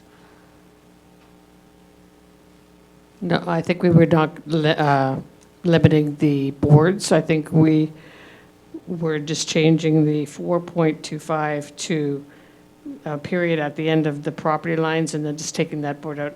We already have that. We don't need to tell people how high they should build the boards because we already have that Sure. for fencing involved. So we don't need that. And then eliminating 4.26. And not mention the boards at all, the heights. I will accept that as a friendly amendment. Thank you very much, Councillor Thompson. All right, is that clear for everybody? All right, we have a motion on the floor. All in favor? And that's carried. Thank you, everybody, and thank you, Sergeant Christensen. Yes, I'd like to thank Sergeant Christensen, too, for all the research he's done on all these topics. It's been pretty extensive, and it was truly appreciated. You bet. Okay, we'll move along to now new business. Item 7A, Council Strategic Plan, and would you like to introduce CO? Thank you very much, Deputy, and I would like to introduce Kelly Lloyd to give an update. Kelly is our Coordinator of Strategic Affairs, so Kelly, give us an update on our strategic plan. Thank you, Mr. Merritt. Good afternoon, Your Worship, Chair Ryan, members of council and administration.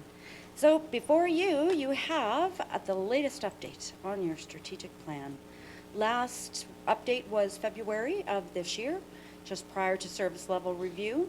And as been noted to council, we will be presenting a strategic plan update twice a year. So July, the latest one, prior to the election. The next one is going to be in December after the election.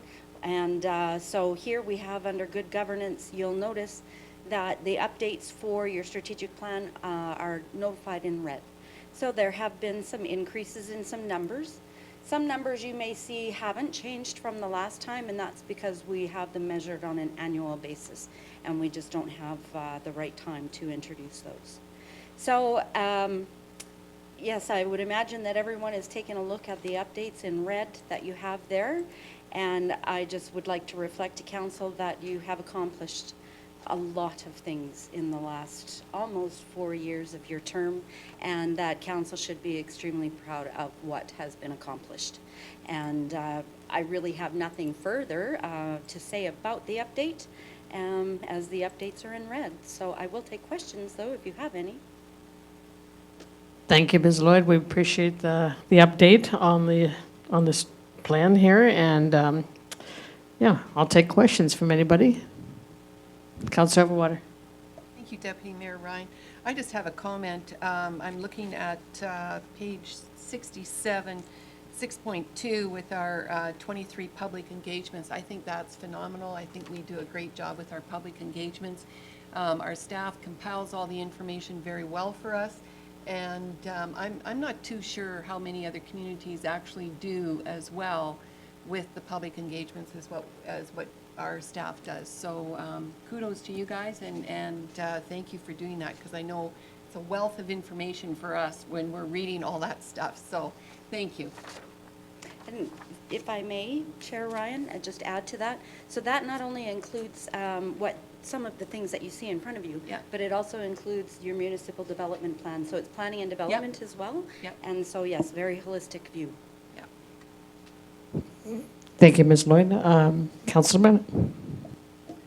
I want to thank administration for all their work, because we get to say yay or nay mostly, and administration and staff have done a yeoman's job of this, and we appreciate and are grateful for the time that's inputted and all of the stress that it probably incurs. So thank you to everyone for their hard work.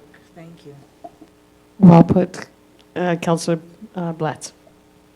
Thank you, Deputy Mayor Ryan. I too want to say thank you to everyone. This is a great document. I'm very proud of the work that the staff and administration have done for us, and the work that we've done as a council. I think we all deserve a good, well-deserved pat on the back, and I'm assuming that this will be on the webpage as well. Perfect. Thank you so much. I think it's a good document that everybody could just have a quick view at and see what we actually all do up here. Thank you. Thank you very much, Councilor Blatz, for that comment. Councilor Harper. I too want to say thank you, and often we can't see the forest for the trees, and this document allows us to be able to say we can see the forest that's happened over 4 years. So thank you very much to all of our staff.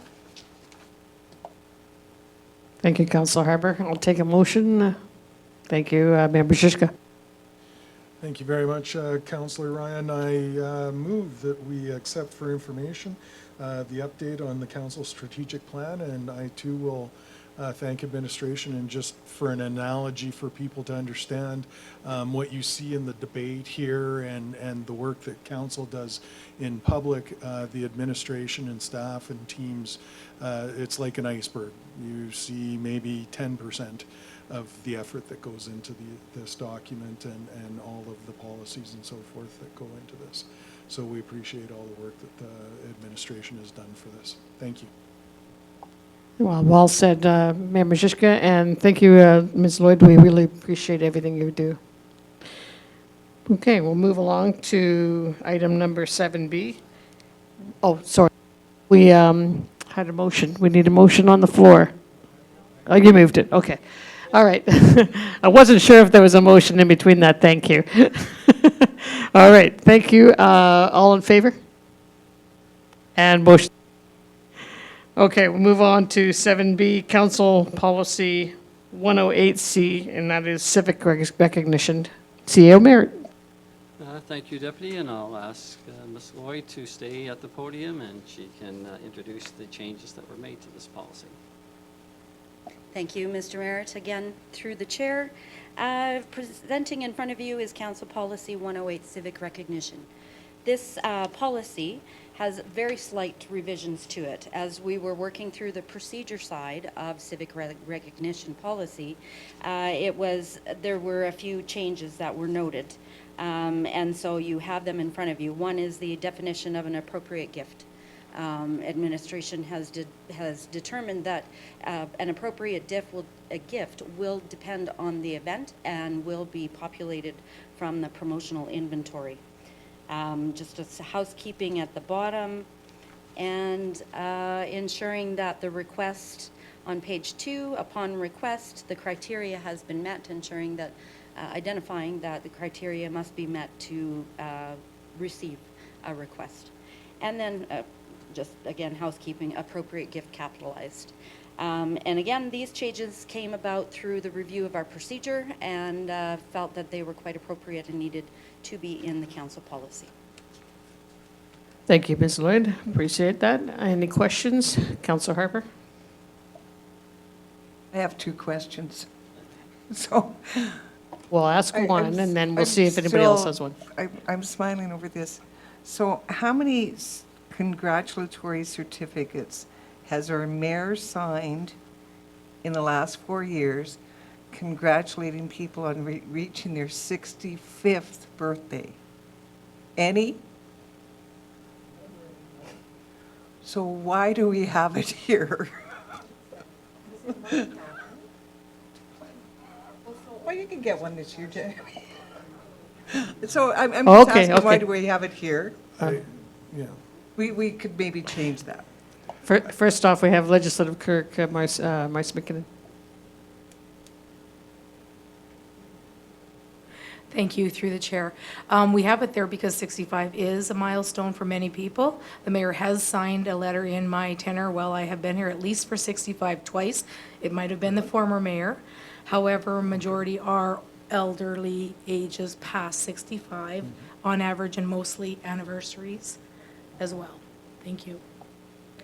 Mayor Maszyczka? Yeah, and I don't think it was me in the 65, but I have done 75s and 85s. There's one example of this in our term here, where we did a recognition, and it wasn't out of the ordinary, too far out of the ordinary. And then about 2 months later, I noticed at the funeral directions that that particular person had passed away. So obviously, it looked like that they knew that they had problems and were going to pass and wanted one last big birthday. And not that it wasn't 100, it was a lesser number. But so there's incidents like that where maybe a 65-year-old has a terminal illness and wants a big blowout and a signature from the town. So I'd be more than happy to sign anything like that. Thank you, Mayor. Councilor Water. Thank you, Deputy Mayor Ryan. You know what, 65 is a milestone. You can apply for your CPP. I mean, yes, you can apply for it earlier. Yes, people are living longer, but you know what? Sorry, Mayor Michael, I want a big blowout for my 65th with not saying I'm going to be dropping dead in a few more years. So at the end of the day, I expect a letter from whoever is sitting in that chair. If I'm here, I swear I'll sign it. Well done. Councilor Platts. Thank you, and perhaps maybe people don't recognize that we do this at the town level. Maybe people haven't applied for this particular document because they weren't aware that it is available, and hopefully maybe we can get some information out there so people do know, and maybe we'll see much or many more of these documents being signed by the mayor. Thank you. Councilor Harper. And don't get me wrong, I think it's great, but I think Councillor Platts has hit the nail on the head. We don't let people know that, so I think we need to do that. No, I didn't get a letter. I'm hurt. So I need to know about these things. There is one other question, more serious. Go ahead, Councillor. Not that the age isn't serious, because it is. I just wanted to say that. It says, council and or administration shall not recognize matters that are of religious nature. But do we recognize our churches that are established in our community for their anniversaries? For example, like St. John's Anglican Church, they had their 100th anniversary. Would that not be a milestone? And are we not allowed to recognize that? Just a question. Legislative Clerk. Thank you. I'll try to answer that. We wouldn't, I personally would encourage and believe that the will of council would be to celebrate the anniversary, not the religion, right? So I think if it was a celebration of 100 year of that church being in our town, then absolutely we would do a certificate, but I don't believe that we would promote the religion itself. Thank you for the clarification. Any other questions? Okay, seeing none, can I get a motion? Councillor Blatz. Thank you. I move that we accept for information policy 108C, civic recognition for information. Thank you. Bring it back to at a future council date, pardon me. Thank you. Thank you very much. All in favor? And that motion is carried. Thank you, Ms. Lloyd. We'll move along to 7C then, Council Policy 205C, Rules of Flying Flags. CEO Merritt. Thank you, Deputy, and I'm going to ask Ms. Lloyd to speak to this policy as well. Ms. Lloyd. Thank you, Mr. Merritt. So yes, Policy 205, Flying of Flags, the rules for. Again, upon review of the procedure, moving through the process that we've been doing, identified were a very minute changes to the policy, but we needed to bring the policy forward to you prior to the, for the approval of it. So the approval piece that we are going to be looking for is a revision found on page 77. I have it up in front of you. 7B outlines upon the death of a Town of Olds employee. And we have struck out while performing work for the Town of Olds. It was felt by administration that that should transpire. The other change to this would be under 8C, an active service member of an emergency service. Administration felt that it should also reflect or former. We have former fighting individuals who have passed, and this will incorporate the recognition of them as well. And I believe that's all there was for the policy. Thank you, Ms. Lloyd. Councillor Overwater. Thank you, Deputy Mayor Ryan. I'm just prepared to make a motion. I don't have any discussion. Okay, let me just see if there's questions. Councillor Thompson. Yes, thank you, Councillor Ryan. I wonder if staff have looked at the protocol for our First Nations and Métis communities. In reading through the policy there is no reference, and as we're all treaty people, on the traditional territories of the Blackfoot Confederacy and the Métis Nation of Alberta. I wonder if we might add that protocol to our flag raising protocol before we accept a motion to move forward with this. That's a good point. Ms. Lloyd. So thank you, Councillor Thompson, for that question.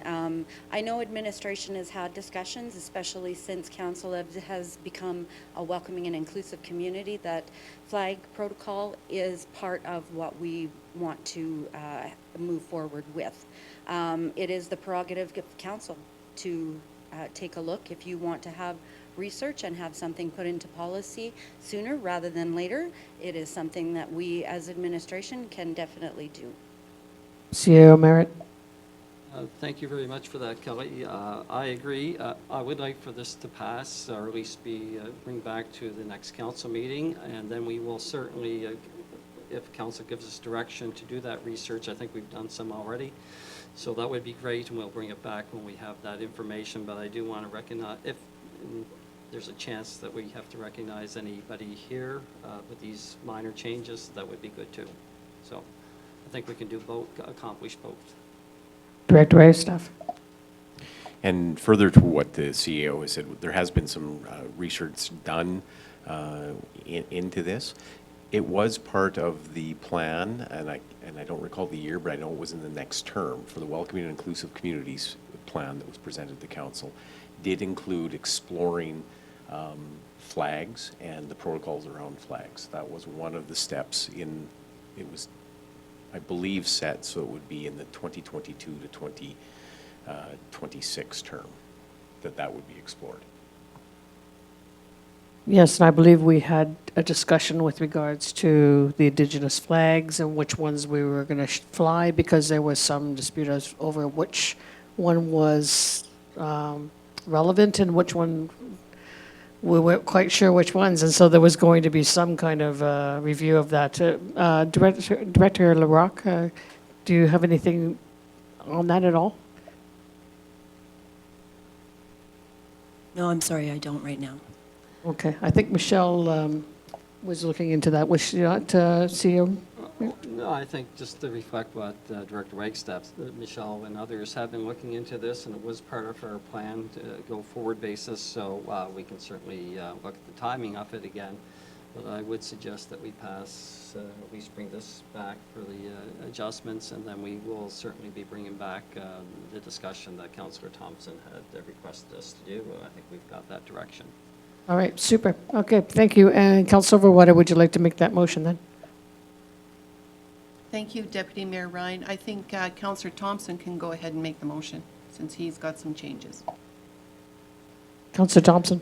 Thank you, Councillor Ryan. I would move to accept this as information. And direct administration to bring this policy back with details about how we might also include First Nations, Métis, and Inuit flags. Councillor Harper. So I would recommend that we don't accept Councillor Thompson's motion, because what we would like to do right now is accept this for information, direct this particular policy to come back to council at its next council meeting, so at least we have a protocol in place for employees. We did experience that situation just last year. And then actually ask our administration to investigate for further, they can make changes to the present policy down the road. Does that make sense, Councillor Thompson? So it sounds like we need two motions here, actually, and I absolutely would honor that. So I will withdraw my previous motion. Point of order, just split your motion. Okay, that Thanks. works. Okay. So I would move that we accept for information the, sorry, I'll pull up the,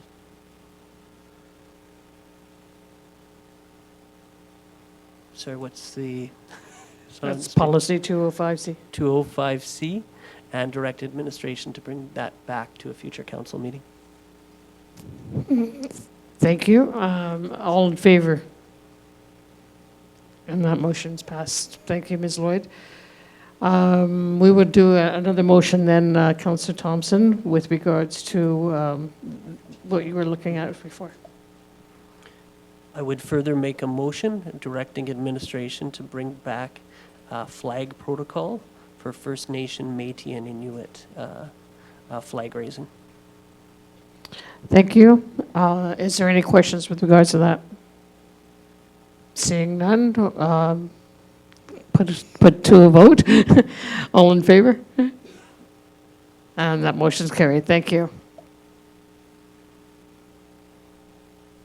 Okay, we'll move on to 7D, Council Policy 901C, Recreation Facilities and Sports Fields Use. And CEO Merritt. Thank you, Deputy. And For this one, we've had a few very good presentations, one from the Olds Grizzlies and one from Jason Jaffrey in regards to the use of ice time in our sportsplex. And there has been an ongoing discussion, especially since we've started looking at the recreation master plan for the region.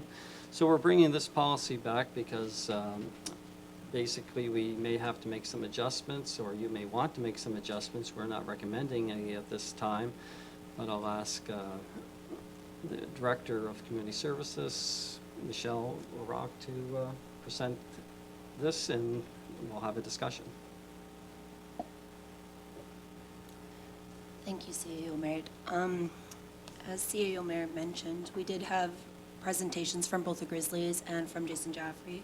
We do run into a little bit of conflict around, not during the main season, but around the shoulder seasons, more so the spring, where both of them would really like to have primetime ice, and we just don't seem to have enough primetime ice to give out to everybody who is asking. So we, as you mentioned, we aren't making any recommendations on it today, but we just brought it forth for discussion to see if there are any changes that you would like to see. Thank you. Thank you, Ms. Larocque. Okay, questions? Councillor Thompson. Thank you, Councillor Ryan. On page 87 of our package under 7D, it suggests that the pardon my term, pecking order for who it is that gets to book ice would be the same as it is during the regular season. It's my understanding that the ice rental that occurs during off-season is often for skills building. And whether you are a for-profit or a non-profit entity, you raise significant income from training athletes to become better athletes. I would suggest that because that is a for-profit type of an activity for both groups, that further consideration be given to ensure that there is a little more equity, and even the profitable ventures have an opportunity to get ice in the off-season times. Thank you, Councillor Thompson. Mayor Majishka. Thank you very much, Councillor Ryan. I'm going to push back a little bit on that comment. I believe, albeit they are both revenue drivers, I'm still wondering if we shouldn't give deference to organizations such as the Grizzlies and the Broncos and things if they want to do development corporate camps and so forth, as that just adds to their longevity as not-for-profits and the other added things that they have during regular season. No offense to Mr. Jaffrey and his new venture, and I'm sure the skills and trainings that he provides are world class, no doubt. But if we give priority to a straight for-profit business, does that hinder our not-for-profits and our community-based organizations like minor hockey and the Olds Grizzlies and the Broncos? So I think this is a little bit more complicated situation than just leveling the playing field and equity, but to look at the long-term health of these not-for-profit organizations in our town. Thank you. CEO Merritt, you had a comment. I would just ask Michelle, what would happen if we had to adjust a few hours, 2-hour schedule?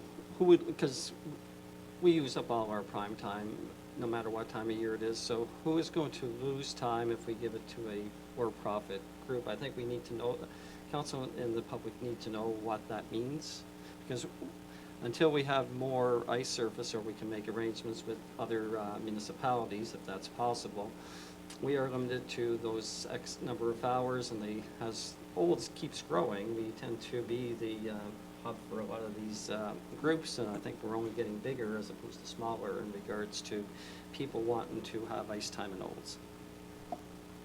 Yes, currently, right now, the upcoming spring season, we do have the request in for the Grizzlies for 8 a.m. till 10 p.m. for the spring, so they would indeed be the ones that would be losing out on hours if we were to share them. Councillor Blatz and then Councillor Bennett. Thank you, Deputy Mayor Ryan. I want to go back to the presentation the Olds Grizzlies brought to us. And what I found was really beneficial to the community was the fact that they were going to train all levels of hockey. And it didn't matter what your skill level was. And they were really trying to promote youth, and they were trying to promote the betterment of our hockey program through Olds Minor Hockey. And I appreciate Mr. Jaffrey's presentation, but he's going for an elite hockey players. He's going for more direct training with them, and so I did like the process the Grizzlies went through and the presentation they gave us, because I think it's very important for all kids to realize that they can at least try to play some type of sport or hockey such as that, and they're going to be appreciated no matter what their skill level is. Councillor Blatz, Councillor Bennett, then Councillor Harper. Thank you, Deputy Mayor Ryan. Through you to just comments, I think that I agree with the mayor. Recreation can't put a price on it, and I believe that we require support. We have to advertise it. It's something for all age groups, and all of the community who's interested in hockey like to support those groups. So money isn't necessarily the driver, and maybe a new in the regional multiplex in the future, we may have 4 sheets of ice, but for now we have to do by our community, and I'm not in favor of going after the money. Thank you, Councillor Bennett. Councillor Harper. Thank you very much, Deputy Mayor Ryan. I support the fact that we need to support our nonprofit groups. That includes the college women's hockey, the Olds Grizzlies. They may be charging more money for these skating camps, but it's in order to subsidize or support their organization to stay in our community. I say kudos to Mr. Jaffrey and his for-profit company, but Councillor Blatz is right. His business is centered on training elite athletes, and we need to ensure that everybody has an opportunity, no matter what their skill level is, and that's what these other for-profit that are really not-for-profit, supported by not-for-profit organizations, actually ensure that happens. So I believe that our order is correct, that we look at our minor hockey. Even minor hockey sponsors power skating clinics and that to help subsidize their operation. So minor hockey, figure skating, ACAC Broncos, AGHL Grizzlies, and then we go to non-local organizations, and on into the for-profit companies. We've only got 2 ice surfaces. We have limited opportunities because of the 2 ice surfaces. And you're right, if we have a massive regional complex, that too would not have enough hours, available to it. Thank you, Councillor Harper. Councillor Overwater, did you have your hand up? Well, I didn't, but I can make a comment. Thank you, Mayor Ryan. We did talk about this with when the Grizzlies were here and when Jason Jaffrey, when they both gave their presentations about possibly those groups even talking to other groups, other communities like Didsbury and Sundre, Bowden, Torrington. I mean, people have to start realizing that they have to travel. I mean, if you live in the city, there's no doubt, you're going to travel an hour, maybe an hour and a half to get to whatever arena you want to go to. And, you know, sometimes we get used to thinking, well, we only 5-10 minutes from the arena. Well, maybe we need to be 15 minutes from the arena, and maybe that's Disbury. You know, I think somehow our communities, we need to get together. Maybe it's through the municipal area partnership. I think somehow we have to have a meeting with these other groups in order to maybe help each other out with whatever program we're offering and they're offering, and maybe we can do that. Just a comment. Thank you, Councilor Overwater. CEO Merritt? I think that's going to be invaluable to have that discussion after we get the recreation master plan for the whole region, and also look beyond our boundaries of Mountain View County to Bowden and Torrington and places like that.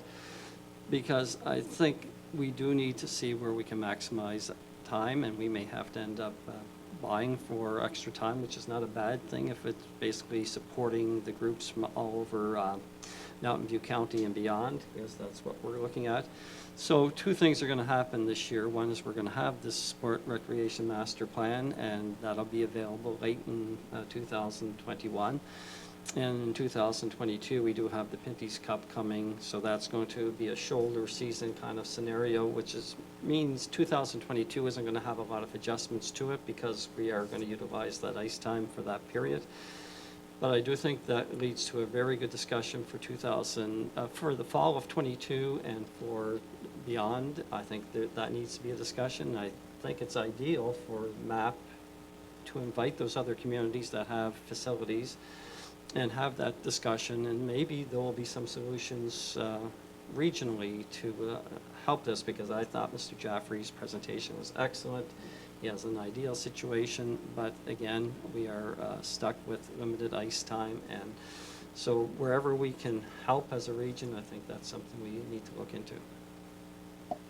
Thank you, CEO. And I just wanted to comment as well, and that is, you know, when you take a look at the Grizzlies, they may be making a bit of profit on whatever they're going to offer for minor hockey during their camps, but I also think that that's profits going into the Grizzlies and helping them stay in town, and that's very important to us as a community to keep them here. And while I appreciate Mr. Jaffrey's presentation and wholeheartedly think that it's a great idea, we just don't have the ice surface available to him, and perhaps we could help him along the lines of connecting up with the other communities that Councilor Overwater had mentioned, and see if we can't help facilitate some opportunities to get him the ice that he requires. Councilor Thompson? Yes, thanks, Councillor Ryan, and thank you to members of council for a very respectful conversation on this one. My sense here is that we have some tremendous nonprofits, and they do great things in the community, and I have no intention of disadvantaging them in this conversation by cost or things that way. My question and my rationale is as we grow as a community, we do have people that can bring other things to the community, and some of those things will be business models. And I think there probably is a business model for hockey training, and it's probably served very well by our nonprofits. But perhaps some businesses, and there may be more than one, that might also have an interest in this area. And so my raising this was to ensure that we are both pro-business and pro-nonprofit. And so I just wanted to raise it so that we could have that dialogue, not to disadvantage, but to ensure that we are a welcoming community for business as well. Thank you for that comment. Okay, so can we get a motion on the floor? Unless there's any other comments to make? Nope. Councilor Overwater. Thank you, Deputy Mayor Ryan. Yes, I move that we accept policy 901C, recreational facilities and sports fields use. And we didn't have any changes, did we? No. So we just accept for information then. Okay, thank you. We have a motion on the floor. Any other comments? Mayor Mishishka. Point of order, I think we need to direct administration to bring it back to there's no changes, right? Very good. No. Okay, so we have a motion on the floor. All in favor? And that motion's carried. Thank you. And we'll move along to 7E, which is Council Policy 902C, Green Space Areas. CEO Merritt. Thank you, Deputy Mayor. And as you can see by this policy, there are a number of recommended changes that we're making to 902C, green spaces. We've had a lot of discussions in service level on this in the past, and this is why these changes are being brought forth, to see if they match what council was looking for in regards to the service levels that we were putting in place. So with that, I'll ask Director Wagstaff to speak to 902C. Again, we've had a number of ongoing discussions that have stemmed out of service level, as well as having this presented to council to review previously. Most of the definitions, the changes there are just housekeeping, adding things for clarity so that we understand what each of the spaces are, the difference between a green space, a sports field, a trail, just so that we have that clarity as we're speaking both internally as well as externally with users.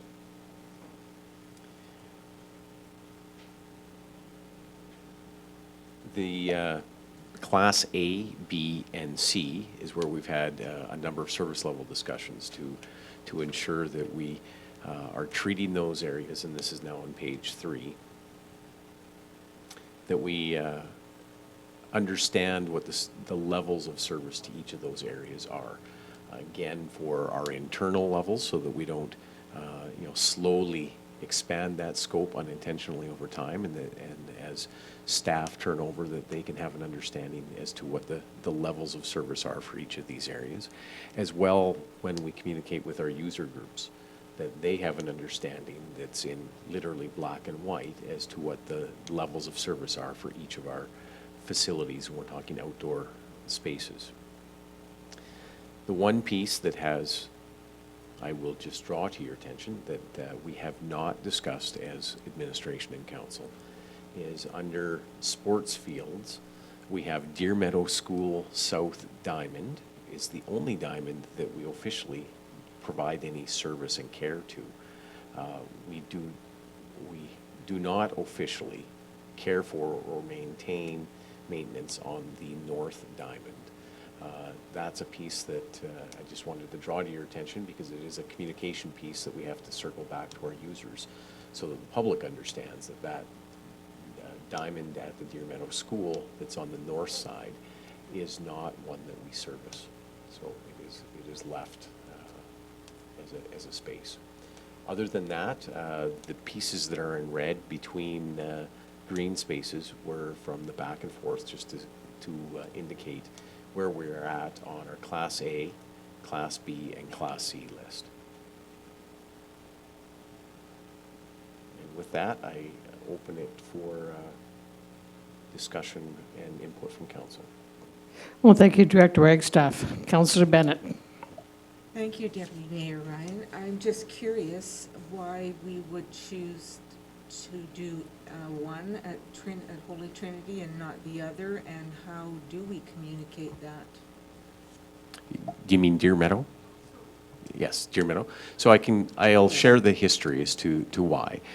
Historically, previously the town didn't do maintenance on either.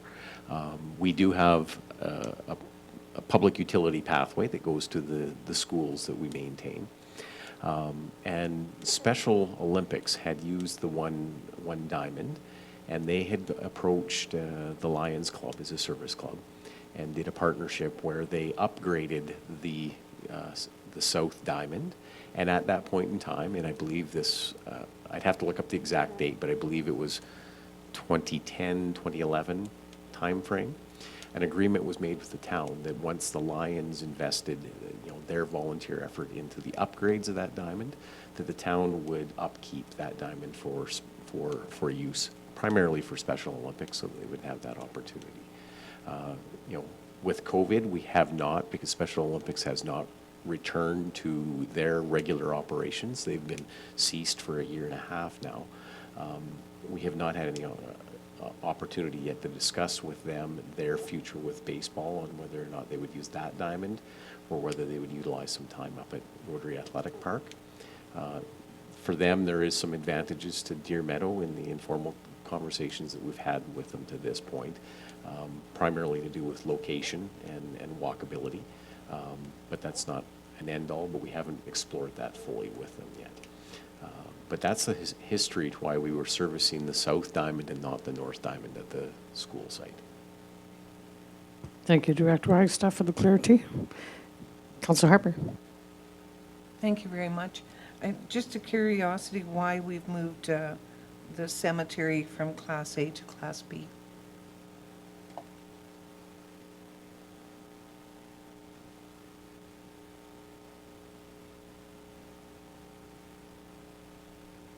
Director Wagstaff. Yes, I may have to go back to some notes on that on the back and forth. I don't recall offhand exactly why we moved it from C up to B. Well, I know why we moved it out of A, because it was full weed control and, pesticide and that, so it was being shifted. So which Just clarification. is it under green spaces? Yeah, it used to be Class A turf green, and it's all been crossed out. The new draft has it put under Class B, green spaces. I'm okay with that, but I just need to know why. Why would we not to make sure that we apply pesticides and fertilizer to our cemetery to make it look good? I don't know the answer to that, so I am going to Thank have to you. get back to council with Thank that you. answer. Thank you, Director Wagstaff. Is there any, sorry, Kelly, sorry, Ms. Lloyd? No? She's got her finger up in the air for no reason. Okay, anybody else who have any questions? All right, how about a motion? Oh, sorry, Councilor Overwater. Thank you, Deputy Mayor Ryan. Well, again, I think, when we make changes like this, we take a look at it and we see how it works for that year. And if it turns out that it didn't work, then we change it again. So it's all relative. Yep, that's how I look at it too. Let's see. If it doesn't work this year, we'll change it for the next year. Any other questions or comments, concerns? Councillor Harper. I'm sorry, but I need a question answered about the cemetery. I think that we still need to make it look good. So I need that question answered. But So- Director Wagstaff said he didn't have the answer, so. But we do have it now. Oh, I said I would get all back. right. I didn't think it would be that quick. Director But here it Wagstaff. is. We would place cemetery in Class B.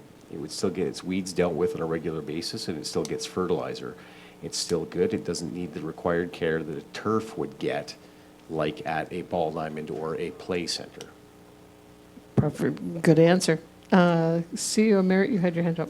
I will. That was a better answer than I was going to give. It's a better answer than I would give, but we can thank Jillian for providing that answer to Kelly and previously Scott Chan. What I was going to say is that we have a week to get that answer and bring it back for approval, because this is only for information. That's a good answer too. Thank you, CEO Merritt. Okay, can we get a motion then if there's no other questions? Councillor Blatz, you in the, Thank you, Deputy Mayor Ryan. I move that the town accepts policy 902C, green spaces for information, and is brought back to a future council meeting for approval. Thank you. thank you very much. Is there any other questions, comments, concerns? Okay, seeing none, I will call a vote. All in favor? And that motion is carried. Thank you. And we don't have anything else on the agenda, so I'll take a motion for adjournment. Mayor Majewska. All in favor? All in favor? Thank you. Motion's carried. Thank you all for attending. Our first one in person since when?